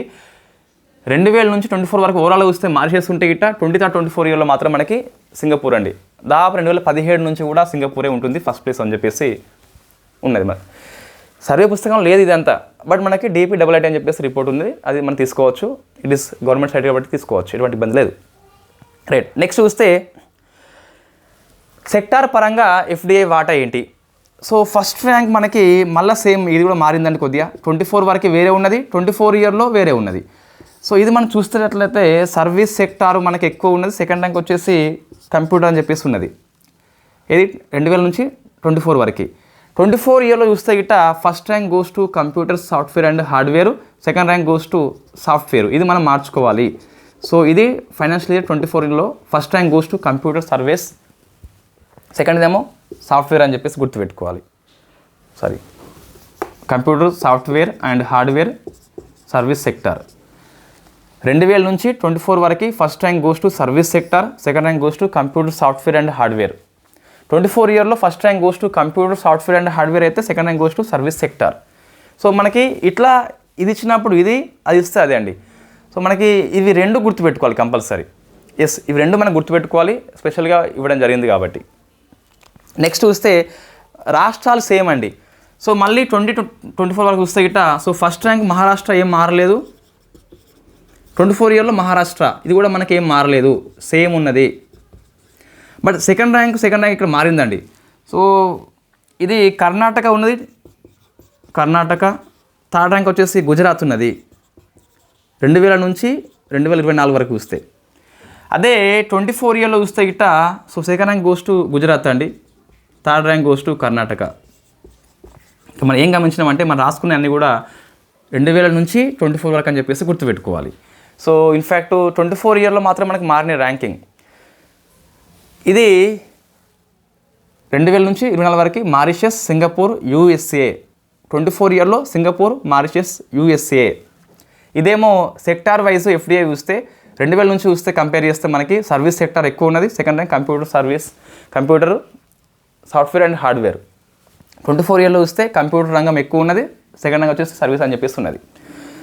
రాష్ట్రాల పరంగా చూస్తే 2024లో చూస్తే మహారాష్ట్ర, 24లో మహారాష్ట్ర ఇది మారలేదు, కానీ సెకండ్ థర్డ్ ర్యాంకులు కింద మీద అయిపోయినాయి. సో కర్ణాటక అని చెప్పి సెకండ్ ర్యాంక్ వస్తుంది. ఓవరాల్గా చూస్తే ఇక్కడనేమో గుజరాత్ వస్తుంది. ఇది మనకు ఇది సో ఎఫ్డిఐ ర్యాంకింగ్ మీద క్లారిటీ అండి. సో ఇక్కడ ఏం గుర్తుపెట్టుకోవాలంటే 24 ఇయర్లో ర్యాంకింగ్ మారినాయి. 2000 నుంచి చూస్తే వేరే ర్యాంకింగ్ ఉన్నది. సింగపూర్, మారిషస్, యూఎస్ఏ కాస్త మారిషస్, సింగపూర్ అని చెప్పేసి మారిపోయింది. మహారాష్ట్ర, కర్ణాటక, గుజరాత్ కాస్త మహారాష్ట్ర, గుజరాత్, కర్ణాటక అని చెప్పేసి మారిపోయింది. సర్వీస్ సెక్టార్ కంప్యూటర్ కాస్త కంప్యూటర్ సర్వీస్గా మారిపోయింది. నెక్స్ట్ మొత్తం ఎఫ్డిఐ ఎంత వచ్చింది అంటే 23rd ఇయర్లో మనకి 71.4 ఉంటే 24 ఇయర్లో మనకి 70.95 వచ్చింది. సో ఇది గ్రాస్ ఎఫ్డిఐ అండి. సో గ్రాస్ ఎఫ్డిఐ మనకు తగ్గింది. మన ఎఫ్డిఐ ర్యాంక్ వచ్చేసి ప్రపంచవ్యాప్తంగా చూస్తే 15 ర్యాంక్ అని చెప్పేసి ఇవ్వడం జరిగింది. ఇదేం మారలేదు. అయితే 24 ఇయర్లో మనకు కొన్ని ఎక్కువ గుర్తుపెట్టుకోవాలి. సో నెట్ ఎఫ్డిఐ అని వచ్చేసి 26.5 అని చెప్పేసి ఉన్నది. అంటే ఎఫ్డిఐ వచ్చింది, కొన్ని ఎఫ్డిఐ మనకు డిస్ఇన్వెస్ట్మెంట్ చేసుకుని వాళ్ళు బయటకు వెళ్ళిపోయినట. సో అటువంటివి చూస్తే మనకి మిగిలిన లాస్ట్ 26.5 మిగిలింది. ఎఫ్డిఐ ఈక్విటీ ఇన్ఫ్లో అని చెప్పేసి ఉన్నది. సో ఎఫ్డిఐ ఈక్విటీ ఇన్ఫ్లో అని చెప్పేసి ఇది 44.42 అని చెప్పేసి ఉన్నది. So what is the meaning of FDI equity inflow అంటే మనకి స్టాక్ మార్కెట్లో 2 రకాల ఉంటాయి మార్కెట్స్. ఒకటేమో ట్రేడ్ మార్కెట్, సెకండ్ వచ్చేసి ఈక్విటీ మార్కెట్. ఇదేమో అదే రోజు కొంటాం, అదే రోజు అమ్ముకుంటాం మనం. ఇన్ఫ్యాక్ట్ ఆ రోజు షేర్ కనుక పెరిగితే మనకి ఎక్కువ లాభం వస్తుంది, తగ్గితే నష్టం వస్తుంది. ఇది ఈక్విటీ అంటే మనకి ఎక్కువ టర్మ్ మనం పెట్టుబడి పెట్టిస్తాం. సో అటువంటి ఎఫ్డిఐ ఈక్విటీ మనకి ఎక్కువ వచ్చింది, 44.42 వచ్చిందండి. టోటల్ గ్రాస్ ఎఫ్డిఐ చూస్తే 70.95 ఉన్నది. నెట్ ఎఫ్డిఐ అంటే ఎఫ్డిఐ వచ్చి మళ్ళీ వాళ్ళు అమ్ముకొని పోగా మిగిలింది 26.5 ఉన్నది. ఎఫ్డిఐ ఈక్విటీ ఇన్ఫ్లో అని చెప్పేసి అంటే మనకి ఎక్కువ రోజులు అది పెట్టుబడి ఉంటుంది, 44.42 అని చెప్పేసి ఉన్నది. లాస్ట్ అయితే కంపేర్ చేస్తే ఎఫ్డిఐ మనకి తగ్గిపోయింది. అది మనం ఇక్కడ గుర్తుపెట్టుకోవాలి. నెక్స్ట్ ఇప్పుడు ఇంకొకటి 70.95, 71కి బాగా తగ్గలేదు మనకి. ఇన్ఫ్యాక్ట్ దగ్గరనే పెద్ద 0.5 ఎంత ఉంది. అంటే ఇన్వెస్టర్స్ యొక్క ఇంట్రెస్ట్ అనేది మన ఇండియా పట్ల తగ్గలేదట. సో ఆసక్తి తగ్గలేదు మనకి, అంటే పెట్టుబడి పెట్టాలనే ఆసక్తి తగ్గలేదట. వై? బికాస్ సేమ్ ఉంది కాబట్టి. బట్ ఏమైంది అంటే ఎక్కువ ఎఫ్డిఐలు వెళ్ళిపోయిన వెనక్కి 24 ఇయర్ లోపల మనకి 26.5 మిగిలింది. ఎందుకు అంటే సో ఇండియా మనకి ఈజీ డూయింగ్ పాలసీ అని చెప్పేసి అనుసరిస్తుంది, ఈజీగా వాళ్ళు వెళ్ళేందుకు అనుమతిస్తుందట. ఇది ఒక రకంగా మంచిదే, ఎక్కువ ఎఫ్డీఐలు వచ్చేందుకు ఇది అవకాశం కల్పిస్తుంది. వై బికాస్ ఒకసారి వచ్చినా ఇంకా పోవంటే ఇంకా వాళ్ళు ఎప్పుడు మన ఇంటికి రారు కాబట్టి సో ఆ రకంగా మనకి సర్వే అనేది వివరణ ఇవ్వడం జరిగింది. ఎంతో తక్కువ నెట్ ఎఫ్డీఐ అంటే ఇండియాలో ఈజ్ డూయింగ్ బిజినెస్ పెరిగిపోతుంది కాబట్టి ఎఫ్డీఐలు రావడం ఎంత ఈజో పోవడం అంత ఈజీగా చేస్తుంది కాబట్టి ఇది అయిందట. సో మన నెట్ ఎఫ్డీఐ తగ్గిపోయింది బాగా. Why because that is the కారణం అని చెప్పేసి చెప్పడం జరిగింది. నెక్స్ట్ తర్వాత ఇప్పుడు ఈ ఎఫ్డీఐలో మనకి సర్వే అనేది వేరే యాంగిల్ వచ్చిందండి. సో సర్వే వచ్చేసి మనకి వేరే యాంగిల్ ఇవ్వడం జరిగింది. ఆ వేరే యాంగిల్ మనం చూసుకోవాలి. ఏంటి అంటే ఒకటి సో ఎఫ్డీఐ మనకు సర్వీస్ వర్సెస్ ఇండస్ట్రీ అని చెప్పేసి ఇవ్వడం జరిగింది. అంటే సేవల రంగము పరిశ్రమల రంగం లోపల ఎఫ్డీఐ క్రమంగా తగ్గిపోతుంది, ప్రీ పాండమిక్ లెవెల్ కంటే తగ్గిపోయిందట. ఇక్కడ పరిశ్రమల్లో సేవలు ఎఫ్డీఐ తగ్గిపోయింది. సో పూర్వ కోవిడ్-19 పరిస్థితి కంటే తగ్గిపోయిందట. కోవిడ్-19 కంటే తగ్గిపోయింది. ఈ ప్రశ్న అట్లా వస్తుందండి. సేవల రంగము పరిశ్రమ రంగం లోపల ఎఫ్డీఐ పూర్వ కోవిడ్ కంటే తగ్గిపోయింది. Yes correct. ఇది మనకు ఇండస్ట్రీ లెవెల్లో చూస్తే అప్పుడు 0.62 ఉండే, ఇప్పుడేమో ఎఫ్డీఐ వచ్చేసి 0.39కే ఉంది, 39కే వచ్చింది, అంటే తగ్గిపోయింది అన్నట్టు. ఇదేమో ప్రీ పాండమిక్ లెవెల్, ఇదేమో ఇప్పుడు. సో జీడిపిలో శాతంగా చూస్తే మనకి సో ఎఫ్డీఐ వచ్చేసి ఇండస్ట్రీ లోపల తగ్గిపోయింది. సేవలు చూస్తే గిట్ట అంతకుముందు 0.87 ఉండే, ఇప్పుడేమో 0.69 తగ్గిపోయింది ఆఫ్ జీడిపి. సో మనం ఏం గుర్తుపెట్టుకోవాలంటే సేవలు పరిశ్రమల లోపల ఎఫ్డీఐ తగ్గిపోతుంది క్రమంగా. ఆ మాటకు వస్తే ప్రీ పాండమిక్ కంటే తగ్గిందట. అదొకటి మనకి ప్రశ్న వచ్చి స్టేట్మెంట్ రూపం లోపల. నెక్స్ట్ చూస్తే సెకండ్ది so physical and digital FDI. ఇది కొత్త కోణం మనకి. సో ఫిజికల్ ఎఫ్డీఐ కింద ఏమొస్తుందంటే ఆటోమొబైల్స్ వస్తుంది, ఫార్మా వస్తుంది, కన్స్ట్రక్షన్స్ వస్తాయి. డిజిటల్ కింద ఏమొస్తుందంటే టెలికమ్యూనికేషన్ వస్తుంది, కంప్యూటర్ సర్వీస్ వస్తుంది, కన్సల్టింగ్ సర్వీస్ వస్తుంది, తర్వాత ఐటీ వస్తుంది. సో మనకు వాడు ఇవ్వడం జరిగింది ఏంటని చెప్పేసి ఫస్ట్ 24 ఇయర్లో చూస్తే ఇండియా లోపల, అంటే 14లో చూస్తే ఇండియా లోపల ఫిజికల్ ఎఫ్డీఐ ఎక్కువ ఉన్నది. 24 ఇయర్లో చూస్తే మన క్రమంగా ఫిజికల్ నుంచి మనకి డిజిటల్కి వెళ్ళిపోతున్నమాట. మొత్తం ఎఫ్డీఐలో 2 రకాలు చూస్తే గిట్ట 14 ఇయర్లో ఫిజికల్ ఎక్కువ ఉంటే 24 ఇయర్లో డిజిటల్ ఎక్కువ ఉంది. మనకి డిజిటల్ ఎక్కువ ఉన్నది. ఎంత అంటే ఇది 52.5 ఉన్నది. అంటే మొత్తం ఎఫ్డీఐలో సగం కంటే ఎక్కువగా డిజిటల్ ఎఫ్డీఐ మనకి కనిపిస్తుంది.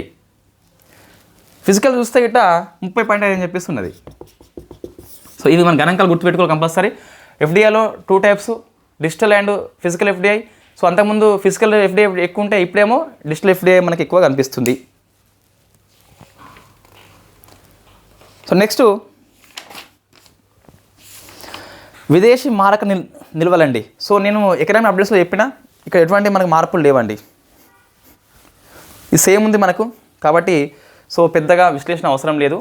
మొత్తం 4 ఉంటాయి మనకి విదేశీ మారక నిల్వలు. ఆర్బీఐ కండక్ట్ చేస్తుంది. ఫారెన్ కరెన్సీ అసెట్స్ అంటే అన్ని రకాల కరెన్సీలు ఉంటాయి డాలర్తో పాటు. సెకండ్ది గోల్డ్ కరెన్సీ, థర్డ్ వచ్చేసి ఎస్డిఆర్, ఫోర్త్ వచ్చేసి reserve transfer position with IMF అని చెప్పేసి పిలుస్తాం. ఈ 4 రకాలు మనం మెయింటైన్ చేస్తాం. ఇక్కడ మనకైతే ఏం మారలేదు.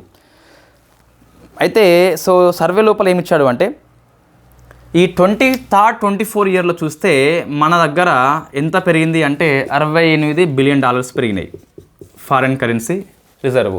ఈ ప్రపంచంలోనే అత్యధికమట. So first rank goes to India, second rank goes to China అండి. ఇండియాలో తొలిసారిగా $700 బిలియన్ వచ్చేసి మార్కు దాటిపోయింది ఫారెన్ కరెన్సీ రిజర్వ్. సో ఇలా ప్రపంచం లోపల 4th కంట్రీ అని చెప్పేసి పిలుస్తాం. సో వెరీ వెరీ ఫేమస్, అది మనం గుర్తుపెట్టుకోవాలి కంపల్సరీ. మిగతా చైనా, జపాన్, స్విట్జర్లాండ్. ఇదేమో సర్వే లోపల లేదు, అప్డేట్ అండి. విదేశీ మార్క నిల్వల లోపల ఇండియా వచ్చేసి $700 బిలియన్ వెరీ ఫస్ట్ టైం దాటింది, 4th కంట్రీ ప్రపంచం లోపల. నెక్స్ట్ మా సర్వే లోపల ఏముందంటే ఈ ఫైనాన్షియల్ ఇయర్ లోపల $68 బిలియన్ పెరిగినాయట మొత్తం ఓవరాల్గా. ప్రపంచంలో ఫస్ట్ ర్యాంక్ అని చెప్పేసి పిలుస్తామట. నెక్స్ట్ సర్వే లోపల ఇంకేముంది, సో రూపాయి విలువ అని చెప్పేసి ఉన్నది. రూపాయి విలువ అని చెప్పేసి మనకు సో ఇవ్వడం జరిగింది. సో రూపాయి విలువని డిస్కస్ చేసిన 84 కంటే ఎక్కువ వెళ్ళిపోయింది. సో ఇప్పుడు మనకు అంటే అక్టోబర్ 11 84.10 అని చెప్పేస్తున్నారు రూపాయి విలువ. ఇది హైయెస్ట్. బట్ మన సర్వే లోపల ఏముంది అంటే సర్వే లోపల మొత్తం మీద ఫైనాన్షియల్ ఇయర్ లోపల 52 నుంచి 53.5గా ఉన్నదట. 24 ఇయర్లో రూపాయి విలువ డాలర్తో కంపేర్ చేస్తే 82 నుంచి 83.5గా ఉన్నదట. సో ఇదేమో సర్వే లోపల ఇదేమో హైయెస్ట్లో గుర్తుపెట్టుకోవాలి. మనకి ఎంత తగ్గింది అంటే సో డిప్రిసియేషన్ బై 2.5 లాస్ట్ ఇయర్తో కంపేర్ చేస్తే 2.5 తగ్గిపోయిందట. సో మనకి ఇన్ఫ్యాక్ట్ ప్రశ్న వస్తుందండి, రూపాయి విలువ తగ్గుదల ఎంత అని చెప్పేసి వస్తుంది. 2.5 తగ్గింది, మనం తగ్గించలేదు. డీవాల్యూ చేస్తే వేరు, డిప్రిసియేషన్ వేరు. మార్కెట్లో ధరల ఆధారంగా మనకి హెచ్చుతగ్గులు బట్టి తగ్గిపోతే దాన్ని మనము 2.5గా తీసుకుంటాము. డీవాల్యూ మనం చేయలేదు. సో 24 ఇయర్లో మనకి ఎవరు పెసో అని చెప్పేసి వెరీ ఫేమస్ జేవియర్ మిలీ అని చెప్పేసి ఉంటాడు. ఇతను అర్జెంటీనా అధ్యక్షుడు. ఆయన వచ్చిన తర్వాత ఈ పెసో కరెన్సీ డీవాల్యూ చేస్తాడు. సో మనం డీవాల్యూ చేయలేదు, తగ్గిపోయింది 2.5 అని చెప్పేసి గుర్తుపెట్టుకోవాలి. ప్రశ్న వస్తుంది కంపల్సరీ. అయితే మనం తగ్గిపోయింది కానీ ఇతర కరెన్సీలో పోలిస్తే ఈ తగ్గుదల కాదట. అంటే ఇది తగ్గుదలనే కానీ సో యూరో కరెన్సీ కావచ్చు, పౌండ్ కంటే ఇది తక్కువే తగ్గిందట. డాలర్స్తో పోలిస్తే మన కరెన్సీ వాల్యూ తగ్గింది. Yes, depreciation by 2.5% financial 24 year లోపల. కానీ యూరో కరెన్సీ పౌండ్తో కంపేర్ చేస్తే ఇది తగ్గుదల కానే కాదట. అన్నీ తగ్గినాయి, మనం కొంచెం తక్కువ తగ్గినమాట. 24 ఇయర్లో మనము అప్రిసియేషన్ అయినాము ఒక కరెన్సీతో, అదే ఎన్ కరెన్సీ అండి. సో ఎన్ కరెన్సీతో మనం అప్రిసియేషన్ అంటే మన విలువ పెరిగిపోయింది, రూపాయి విలువ బలపడింది ఎన్ కరెన్సీతో కంపేర్ చేస్తే. జపాన్ యొక్క కరెన్సీ ఎన్ కరెన్సీ. ప్రశ్న వస్తుంది, సో ఈ క్రింది వాటి కరెన్సీ లోపల 23rd 24 ఇయర్ లోపల ఏ కరెన్సీతోని రూపాయి బలపడిందని ప్రశ్న వస్తుంది. ఎన్ కరెన్సీ ఫ్రమ్ జపాన్ అని చెప్పేసి పిలుస్తాం. వెరీ ఫేమస్ క్వశ్చన్ అది. సో జపాన్ కరెన్సీతో మనము అప్రిసియేషన్ అయిపోయినాము. డాలర్తోని డిప్రిసియేషన్ బై 2.5 అయినప్పటికీ యూరో పౌండ్స్తో కంపేర్ చేస్తే మన తగ్గుదల కానే కాదు. వాళ్ళు ఎక్కువ తగ్గారు, మనం తక్కువ తగ్గాము. నెక్స్ట్ నీర్ అండ్ రీర్ అని చెప్పేసి ఉన్నదండి. సో నీర్ అండ్ రీర్ మనం డిస్కస్ చేద్దాం. What is the NEER, REER. First గణాంకాలు ఏమున్నాయి సర్వే లోపల చూస్తే నీర్ అనేది మనకి డిప్రిసియేషన్ బై 0.6 తగ్గిపోయింది మనకి గతంతో కంపేర్ చేస్తే. రీర్ వచ్చేసి అప్రిసియేషన్ బై 0.8. సో గత ఇయర్తో కంపేర్ చేస్తే నీరు విలువ 0.6 తగ్గిపోయింది, రీర్ విలువ 0.8 పెరిగిపోయింది. So what is the NEER, what is the REER అని చెప్పేసి చూద్దాం. ఏం గుర్తుపెట్టుకోవాలి, నీరు వాల్యూ అనేది తగ్గిపోయింది, రీర్ వాల్యూ వచ్చేసి పెరిగిపోయింది. అనగా ఇన్ఫ్లేషన్ ఎక్కువ ఉన్నట్టుగా మనం తీసుకోవచ్చు. చూద్దాం ఒకసారి. సో 2015-16 ఇయర్తోని ఇది బేస్ ఇయర్ రూపాయి విలువ హెచ్చుతగ్గుల కోసం అని చెప్పేసి ఇది బేస్ ఇయర్. సో దీనికి 100 పాయింట్స్ ఇస్తామండి. 100 కంటే ఎక్కువ ఉంటే సో నీరు వాల్యూ వచ్చేసి, నీరు అంటే మనకి నామినల్ ఎఫెక్టివ్ ఎక్స్చేంజ్ రేటు. అంటే రీరేమో నీరుతో కంపేర్ చేస్తే మనము ఇన్ఫ్లేషన్ని సర్దుబాటు చేస్తాం. సో ధరల పెరుగుదల ఆధారంగా రూపాయి విలువ తగ్గవచ్చు, మనకి పెరగవచ్చు. నీరు వచ్చేసి ఇది డాలర్తో కాకుండా డాలర్తో పాటు 40 రకాల కరెన్సీ మనం ఏవైతే ఎక్స్పోర్ట్స్ ఇంపోర్ట్ చేస్తామో విదేశాలతోని 40 రకాల కరెన్సీతోని రూపాయి విలువ తగ్గిందా పెరిగిందా చెప్పేది నీరు వాల్యూ. నాట్ ఓన్లీ డాలర్, గుర్తుపెట్టుకోవాలి. నీరులో మనకి 2 రకాలు ఉంటాయి. నీరు 6 అని చెప్పేసి ఉంటుంది, నీరు 40 అని చెప్పేసి ఉంటుంది.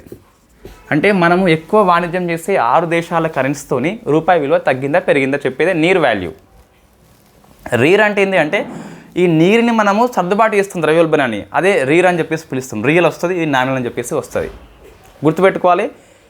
రూపాయి విలువ తగ్గడం పెరగడం వచ్చేసి డాలర్తో కంపేర్ చేస్తే అట్లా చెప్పదు. నీరు వచ్చేసి ఓవరాల్గా చెప్తుంది. డాలర్తో పాటు yen currency, pound currency, China currency ఉంటాయి, అన్నింటిని కంపేర్ చేస్తే నీరు వచ్చేసి అట్లా చేస్తే మనం 24 ఇయర్లో డిప్రిసియేషన్ అయిపోయింది మన 0.6. రీర్ ఏమో అప్రిసియేషన్ అయిపోయింది 0.8 అని చెప్పేసి అయిపోయింది. రైట్. ఇప్పుడు ఏంటి అంటే 15-16 ఆధారంగా బేస్ ఇయర్ తీసుకొని 100 పాయింట్స్ మనం తీసుకుంటాము. నీరు కనుక మనకి 100 కంటే ఎక్కువ ఉన్నట్లయితే సో అప్పుడు అంటే మన 100 కంటే ఎక్కువ ఉన్నట్లయితే రూపాయి విలువ వీక్ అయినట్టు. అదే 100 కంటే తక్కువ ఉంటే ఇట్ట రూపాయి స్ట్రాంగ్ అయినట్టు. సేమ్ మనకి రీర్ విలువ కూడా 100 కంటే ఎక్కువ ఉంటే రూపాయి వీక్ అయినట్టు, 100 కంటే తక్కువ ఉంటే సో రూపాయి వచ్చేసి స్ట్రాంగ్ అయినట్టు. సో మీ ప్రశ్న వస్తుందండి, ఇప్పుడు నీరు రీర్ వల్ల మన ఎగుమతులు ఏమవుతాయి దిగుమతులు ఏమవుతాయని చూస్తే గిట్ట నీరు వాల్యూ 100 కంటే ఎక్కువ ఉంటే గిట్ట సో రూపాయి వీక్ అయిపోయింది, 100 కంటే తక్కువ ఉంటే స్ట్రాంగ్ అయిపోయింది. రూపాయి వీక్ అయిందంటే అర్థం ఏంటంటే బలహీనమైంది. $1కి 70 వస్తే గిట్ట ఇప్పుడు $1కి 80 రూపాయలు అవుతాయి. 70 ఇస్తే డాలర్ వచ్చేది 80 ఇస్తే కానీ ఇప్పుడు రాదండి, రూపాయి వీక్ అని చెప్పేసి పిలుస్తాం. నువ్వు ఎక్స్పోర్ట్ చేసినావు అనుకోండి, ఒక వస్తువుని నీకు డాలర్స్ వస్తాయి, నువ్వు రూపాయల్లోకి మార్చుకుంటావు, 70 వచ్చినాయి ఇప్పుడు 80 వస్తున్నాయి కాబట్టి సో రూపాయి వీక్ అయినప్పుడు ఎక్స్పోర్ట్స్కి లాభం అవుతుంది, ఇంపోర్ట్స్కి నష్టపోతారు, ఇంపోర్ట్స్ మనకి నష్టపోతారు. అది మనం గుర్తుపెట్టుకోవాలి. నెక్స్ట్ ఇప్పుడు మనకి రీర్ వాల్యూ చాలా పెరిగిపోతుంది అనుకోండి, చాలా పెరిగిపోతుంది,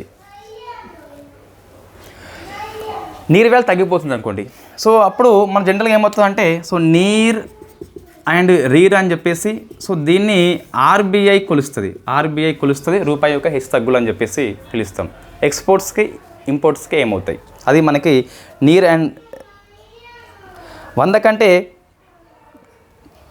సో మనకి ఇప్పుడు ఏంటంటే నీర్ వాల్యూ వచ్చేసి 100 కంటే తక్కువ ఉన్నట్లయితే రూపాయి వీక్ అవుతుందండి.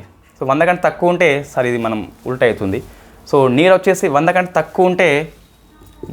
తక్కువ ఉంటే ఇది వీక్ అవుతుంది, అదే డౌట్ వస్తుంది. 100 కంటే తక్కువ ఉంటే వీక్ అవుతుంది, 100 కంటే ఎక్కువ ఉంటేనేమో స్ట్రాంగ్ అవుతుంది. ఇప్పుడు నీరు వాల్యూ మనకి తగ్గుతూ ఉంటే ఏమవుతుంది సో వీక్ అయిపోతుంది, రూపాయి బలహీనం అవుతుంది. అప్పుడు ఎక్స్పోర్ట్స్కి ఏమవుతుంది లాభం చేకూరుస్తుంది.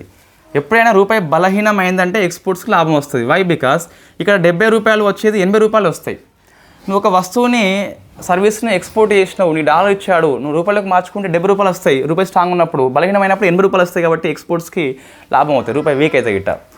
100 కంటే ఎక్కువ వాల్యూ అయిందనుకోండి, అంటే నీరు వాల్యూ కానీ రీర్ వాల్యూ కానీ 100 కంటే ఎక్కువ అయితే రూపాయి బలపడ్డట్టు. రూపాయి బలపడితే ఏమవుతుందంటే సో ఎక్స్పోర్ట్సర్కి నష్టపోతారు, ఇంపోర్టర్సే లాభం పడతారు. ఎట్లా చేస్తున్నావు నువ్వు ఇక్కడ రూపాయి 70 రూపాయలు అని చెప్పేసి అంటున్నాం, మనము 80 అని చెప్పేసి అంటున్నాము. 80తో కంపేర్ చేస్తే 70కి మారిందంటే రూపాయి బలపడ్డట్టు. నువ్వు ఎక్స్పోర్ట్స్ చేసినావు అంటే వస్తువుని, డాలర్ వచ్చింది నీకు, రూపాయి బలంగా ఉన్నప్పుడు 70 రూపాయలే వస్తాయి, బలహీనంగా ఉన్నప్పుడు 80 వస్తాయి, అంటే ఎక్స్పోర్టర్స్కి నష్టం అవుతుంది. సో నీరు వాల్యూ రీర్ వాల్యూ పెరిగిపోయినట్లయితే రూపాయి బలపడుతుంది, నీరు వాల్యూ రీర్ వాల్యూ తగ్గినట్లయితే రూపాయి బలహీనమవుతుంది. రూపాయి బలహీనమైతే ఎప్పుడైనా ఎక్స్పోర్టర్స్కి లాభము, ఇంపోర్టర్స్కి నష్టము. నీరు వాల్యూ రీర్ వాల్యూ 100 కంటే ఎక్కువ ఉన్నట్లయితే రూపాయి బలపడుతుంది, రూపాయి బలపడితే ఎక్స్పోర్టర్స్కి నష్టము. ప్రశ్న ఎలా వస్తుందంటే రీర్ వాల్యూ పెరిగినప్పుడు ఏమవుతుందంటే సో మన ఎగుమతిదారులు ప్రపంచ వాణిజ్యం లోపల పోటీతత్వాన్ని కోల్పోతారు. వై? బికాస్ మనకి రూపాయి బలపడ్డప్పుడు ఎక్స్పోర్టర్స్కి పెద్ద ఏమీ ఉండదు, 80 వచ్చే కాడ 70 వస్తాయి. కాబట్టి ఏం గుర్తుపెట్టుకోవాలంటే రీర్ వాల్యూ నీర్ వాల్యూ పెరిగిన కొలది క్రమంగా ఏమవుతుందంటే ప్రపంచ వాణిజ్య పోటీతత్వం లోపల మన ఎక్స్పోర్టర్స్ బలహీనమైపోతారు. ఆ ప్రశ్న మనకి వస్తే రావచ్చు. ఇఫ్ రీర్ పెరుగుదల అయితే ఎగుమతిదారులకి లాంగ్ రన్లో మంచిది కాదు, వాణిజ్య పోటీతత్వం మనకి కోల్పోతారు. కారణం ఏంటి అంటే రూపాయితో కంపేర్ చేస్తే డాలర్ మనకి తక్కువనే వస్తాయి. సో అదే అండి, ఇది ఉల్టా మనం ఫస్ట్ చెప్పింది, ఇది క్లియర్ అండి. సో రీర్ వాల్యూ అనేది 100 కంటే తక్కువ ఉన్నట్లయితే రూపాయి బలహీనమైనట్టు, 100 కంటే ఎక్కువ ఉంటే గిట్ట రూపాయి స్ట్రాంగ్ అయినట్టు. రూపాయి బలహీనం ఎప్పుడైనా ఎక్స్పోర్టర్స్కి లాభం అవుతుంది, నీర్ వాల్యూ తక్కువ అయితేనే ఎక్స్పోర్టర్స్కి లాభం అవుతుంది. నీర్ వాల్యూ రీర్ వాల్యూ కనుక ఎక్కువ అయితే గిట్ట సో అప్పుడు ఏమవుతుందంటే ఎక్స్పోర్టర్స్ ప్రపంచ వాణిజ్య పోటీ వాతావరణం లోపల వెనుక పడిపోతారు లాంగ్ రన్లో ఉన్నట్లయితే. అది మనము గుర్తుపెట్టుకోవాలి. నెక్స్ట్ చూస్తే సో రూపాయి ఎందుకు కనిష్టం అవుతుంది అని చెప్పేసి మనము ఆల్రెడీ ఎకనామిక్ అప్డేట్స్లో డిస్కస్ చేసినాము. ఇక్కడ ఏమీ లేదు, సర్వే పుస్తకం లోపల అవసరం లేదు. సో మనకు గుర్తుపెట్టుకోవాలి, రూపాయి బలహీనపడింది ఎవరికి అనుకూలం అంటే బలహీనం అంటే వెంటనే మనకి డాలర్స్ ఎవరైతే వస్తాయో వాళ్ళకి లాభం అండి. డాలర్స్ వచ్చేది ఎవరికి? ఎక్స్పోర్టర్స్కి వస్తాయి, రెమిటెన్స్ వాళ్ళకి వస్తాయి. అట్లా గుర్తుపెట్టుకోవాలి. సో మన బాబా ఇన్ఫ్యాక్ట్ దుబాయ్ పోయింది అనుకోండి, సో ఆయన రెమిటెన్స్ పంపుతారు మనకి. డాలర్ వాల్యూ అనేది ఎక్కువ బలపడ్డది, రూపాయి బలహీనం అయితే మనకి ఎక్కువ రూపాయలు వస్తాయి. 70 వచ్చి కాడ 80 వస్తాయి డాలర్ పంపితే. నెక్స్ట్ ఫారెన్ ట్రేడ్ పాలసీ మనం డిస్కస్ చేసినాము, సర్వే లోపల ఏం లేదు దీని గురించి, మనం ఆల్రెడీ ఎకనామిక్ అప్డేట్స్లో వచ్చింది, అది చూసుకోండి. తర్వాత కరెన్సీ స్వాప్ మనం డిస్కస్ చేసినాము, కరెన్సీ మార్పిడి అని చెప్పేసి అప్డేట్స్లో వచ్చింది. మళ్ళీ ఇక్కడ సర్వే లోపల ఏం లేదు, అవసరం లేదు. నేను చెప్పేది ఇది మన ఎకనామిక్ అప్డేట్స్ నోట్స్ అండి, కాబట్టి కొన్ని ఆర్టికల్ డిస్కస్ చేసినాం మనం ఆల్రెడీ. గ్లోబల్ ట్రేడ్ అగ్రిమెంట్స్ మనం డిస్కస్ చేసినాం. Very famous European free trade. So ఇది 4 కంట్రీస్తోనే చేసుకున్నాం, స్విట్జర్లాండ్, నార్వే, ఐస్లాండ్ అండ్ లిచెన్స్టైన్ అని చెప్పేసి పిలుస్తాం. అది మనం డిస్కస్ చేసినాం, మళ్ళీ ఇక్కడ అవసరం లేదు. అయితే ఆఫ్రికాలో ఫస్ట్ కంట్రీ ఏంటి మనకి, సో అది మనం డిస్కస్ చేసినాము, అది మీరు ఆన్సర్ చేయండి. నెక్స్ట్ ఈ డిస్ట్రిక్ట్ ఎక్స్పోర్ట్ హబ్ అని చెప్పేసి చిన్న కాన్సెప్ట్ ఉన్నది సర్వే లోపల. డిస్ట్రిక్ట్ ఎక్స్పోర్ట్ హబ్ అని చెప్పేసి 2019 ఆగస్టులో మనం ఫోకస్ చేసినాము. మన ఇండియా లోపల 75 డిస్ట్రిక్ట్ని ఫోకస్ చేస్తున్నాము, వీటిని ఎక్స్పోర్ట్స్ హబ్గా చేస్తారట. ఎగ్జాంపుల్ చూస్తే లడక్ లోపల అప్రికట్ అని చెప్పేసి ఎక్స్పోర్ట్స్ హబ్గా చేస్తున్నాం మనం, అప్రికట్ని ఎక్స్పోర్ట్స్ ఎక్కువ చేస్తున్నాం అన్నట్టు. ఇది ఒక స్కీమ్ మనకు 75 ఎక్స్పోర్ట్స్ హబ్ అని చెప్పేసి డిస్ట్రిక్ట్ని డెవలప్మెంట్ చేస్తున్నాం. తర్వాత డిస్ట్రిక్ట్ ఎక్స్పోర్ట్ యాక్షన్ ప్లాన్స్ అని చెప్పేసి ఇండియా లోపల 567 డిస్ట్రిక్ట్లు అని చెప్పేసి ప్లాన్ని prepare చేసినాయట.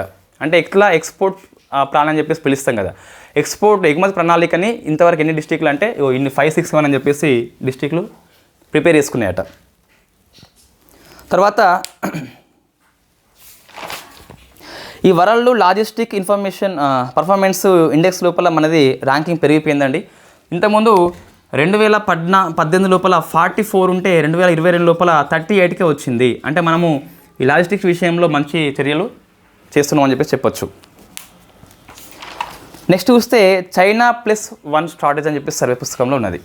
So China +1 strategy, China +1 strategy అంటే జనరల్లీ మనకి ప్రపంచవ్యాప్తంగా వరల్డ్ ఫ్యాక్టరీ అని చెప్పి చైనాని పిలుస్తామండి. చాలా కంట్రీ చైనాతోనే ఎక్స్పోర్ట్స్ ఇంపోర్ట్ చేసుకుంటాయి. అయితే మనం ఒకే కంట్రీ మీద ఈ గ్లోబల్ జియో పాలిటిక్స్ దృష్ట్యా, సప్లై చైన్ షాక్స్ దృష్ట్యా డిపెండ్ కావద్దు అని చెప్పేసి ఈ చైనా +1ని మనం తీసుకుంటున్నాం స్ట్రాటజీని. చైనా +1గా ఏంటి అంటే చైనాని మనం దూరం పెట్టుకోవాలి అంటే మొత్తం మీద దీన్ని డీ రిస్క్ పాలసీ అని చెప్పేసి పిలుస్తాం. చైనా కాకుండా ఇతర దేశాల్లో కూడా మన కార్యకలాపాలు డెవలప్మెంట్ చేసుకోవాలి, అదే డీ రిస్క్ పాలసీ చైనా +1 అని చెప్పేసి పిలుస్తాం. So it is called de risk policy. Only China కాదు, అదర్ కంట్రీస్ కూడా పెట్టుకోవాలి. ఫర్ ఎగ్జాంపుల్ మనకి యాపిల్ అని చెప్పేసి ఎక్కువ అసెంబ్లింగ్ చైనా చేసేది, ఇప్పుడు మనం ముంబైలో కూడా దీన్ని మన స్టోర్ ఏర్పాటు చేసుకున్నాం, అది మనకి ఎగ్జాంపుల్ ఇవ్వడం జరిగింది. చైనా +1గా ఏంటి అంటే చైనా కాకుండా వేరే కంట్రీస్ లోపల మనం పెట్టుబడి పెట్టుకోవాలి, దీన్ని డీ రిస్క్ పాలసీ అని చెప్పేసి పిలుస్తాం. నెక్స్ట్ లాస్ట్ అండి, దీంతో మనకి అయిపోద్ది ఫారెన్ ట్రేడ్ పాలసీ. సర్వే పుస్తకంలో ఉన్న అన్ని అంశాలు మనం డిస్కస్ చేసినాం. ఏంటి అంటే సో ఇంటర్నేషనల్ ఇన్వెస్ట్మెంట్ పొజిషన్ అండి, ఐఐపి అని చెప్పేసి పిలుస్తాం. అంటే మన ఆస్తులు ఎన్ని ఉన్నాయి బయట దేశాల లోపల, విదేశీయుల ఆస్తులు ఎన్ని ఉన్నాయని చెప్పేసి చెప్పడమే ఐఐపి యొక్క ముఖ్య ఉద్దేశం, ఇంటర్నేషనల్ ఇన్వెస్ట్మెంట్ పొజిషన్. దీన్ని బట్టి ఇది గిట్ట పాజిటివ్లో ఉంటే మనము క్రెడిట్లో ఉన్నట్టు, అంటే మనము అప్పు ఇచ్చే స్థాయిలో ఉన్నాము. ఇది మైనస్లో ఉంటే డెబిట్లో ఉన్నట్టు, మనం డెబిటర్గా ఉండిపోతాము. సో రుణగ్రహీతన చెప్పేదే ఐఐపి అని చెప్పేసి పిలుస్తాం. నెట్ ఐఐపి కనుక పాజిటివ్ ఉంటే మనం రుణదాత అని చెప్పేసి పిలుస్తాం, నెట్ ఐఐపి కనుక మైనస్లో ఉంటే మనము రుణగ్రహీత అని చెప్పేసి పిలుస్తాం. సో ఐఐపి అని చెప్పేసి మనకి వార్తల్లో ఉంది. సో గణాంకాలు చూస్తే మనకి ఏది మన అసెట్స్ ఏమో అంటే మన ఆస్తులు వచ్చేసి 24 ఇయర్లో 1028.3 బిలియన్ డాలర్స్ ఉన్నాయట. ఇవి మన అసెట్స్ అండి. సో మన అసెట్స్ ఆస్తులు ఇవి గతంతో పోలిస్తే 11.9 పెరిగినాయట. లాస్ట్ ఇయర్తో పోలిస్తే మనకి ఈ ఇయర్లో ఫైనాన్షియల్ అసెట్స్ మనవి వేరే కంట్రీస్ లోపల అంత పెరిగినాయట. వేరే వాళ్ళే మన ఇండియాలో ఆస్తులు చూస్తే 1390 ఉన్నాయి, 1390 అని చెప్పేసి బిలియన్ డాలర్లు ఉన్నాయి. ఇవి కూడా సో 8.1% పెరిగినాయట. సో మనం ఇప్పుడు చూస్తే మనతో కంపేర్ చేస్తే వాళ్ళే ఎక్కువ ఉన్నాయి కాబట్టి మనము సో నెట్ ఐఐపి కంపేర్ చేస్తే మనం డెబిటర్గా ఉండిపోతాము, రుణగ్రహీత అని చెప్పేసి పిలుస్తాం, రుణగ్రహీత అని చెప్పేసి మనం పిలుస్తాం. సో నెట్ ఐఐపి ఏమంటుందంటే మన ఆస్తులని వాళ్ళ ఆస్తులని. సో మన ఏమో 1028 ఉంటే వాళ్ళ 1390 ఉన్నాయి కాబట్టి మనము సో డెబిటర్గా ఉండిపోయినాము అని చెప్పేసి గుర్తుపెట్టుకోవాలి. ఇది సర్వే పుస్తకంలో ఉన్న చాప్టర్ నెంబర్ 4 అండి. పుస్తకంతో పాటు కొన్ని గ్యాప్స్ ఉన్నాయి అందులో. ఎక్స్పోర్ట్స్ ఇంపోర్ట్స్ విషయంలో ర్యాంకింగ్ అవ్వచ్చు, ఎఫ్డిఐ ర్యాంకింగ్ అవ్వచ్చు, ఆ సర్వే పుస్తకం లేవు మనకి. దానికి డీజీఎఫ్టీ కానీ డిఐఐపి అని చెప్పేసి మన రిపోర్ట్ తీసుకోవడం జరిగింది.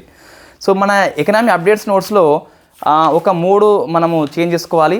ఏంటి అంటే ఇంపోర్ట్స్ విషయంలో ర్యాంకింగ్ మారినాయి, ఎఫ్డిఐ విషయంలో ర్యాంకింగ్ అనేది వేరే ఉన్నది, అంటే 24 ఇయర్లో వేరే ఉన్నది, 2000 నుంచి 2000 వరకు వేరే ఉన్నది. ఇవి 2 మనం ఒకటి చూసుకోవాలి. దాంతోపాటు ఎగుమతుల విషయంలో మనది సర్వీస్ విషయంలో 7th ర్యాంక్ అని చెప్పేసి సరి చేసుకోవాలి. 5th ర్యాంక్ అయితే కాదు. అదే పుస్తకంలో 5th ర్యాంక్ అని చెప్పేసి ఇవ్వడం జరిగింది. రైట్, ఇవి 3 అండి.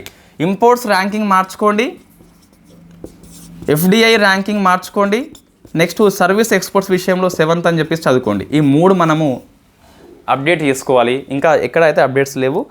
సో ఇదొకటి. ఇవి కూడా మన సర్వే ప్రకారం ఇచ్చిన అప్డేట్స్ కాదు మనకి. సో అథెంటిక్ సైట్స్ బట్టి డీజీఎఫ్టీ రిపోర్ట్ బట్టి మనం ఇవ్వడం జరిగింది. So thank you very much. దరిదాపుగా మనము సో ఈ విదేశీ వాణిజ్య రంగం విషయంలో అన్ని అంశాలు కవర్ చేసినాం. అయితే ఎకనామీ అప్డేట్స్లో మరికొన్ని అంశాలు ఉన్నాయి, అవి మీరు చదువుకోండి. మన నోట్స్లో ఉన్నాయి. మనం ఎకనామీ అప్డేట్స్ మొన్ననే క్లాస్ చేసినాం, మళ్ళీ క్లాస్ అవసరం లేదు. సర్వేతో కంపేర్ చేస్తే మరింత వివరంగా ఈ అప్డేట్స్ నోట్స్లో ఉంటుంది. So thank you very much. Next మన చాప్టర్ నెంబర్ 5 అని చెప్పేసి ఉన్నది, అది డిస్కస్ చేద్దాం.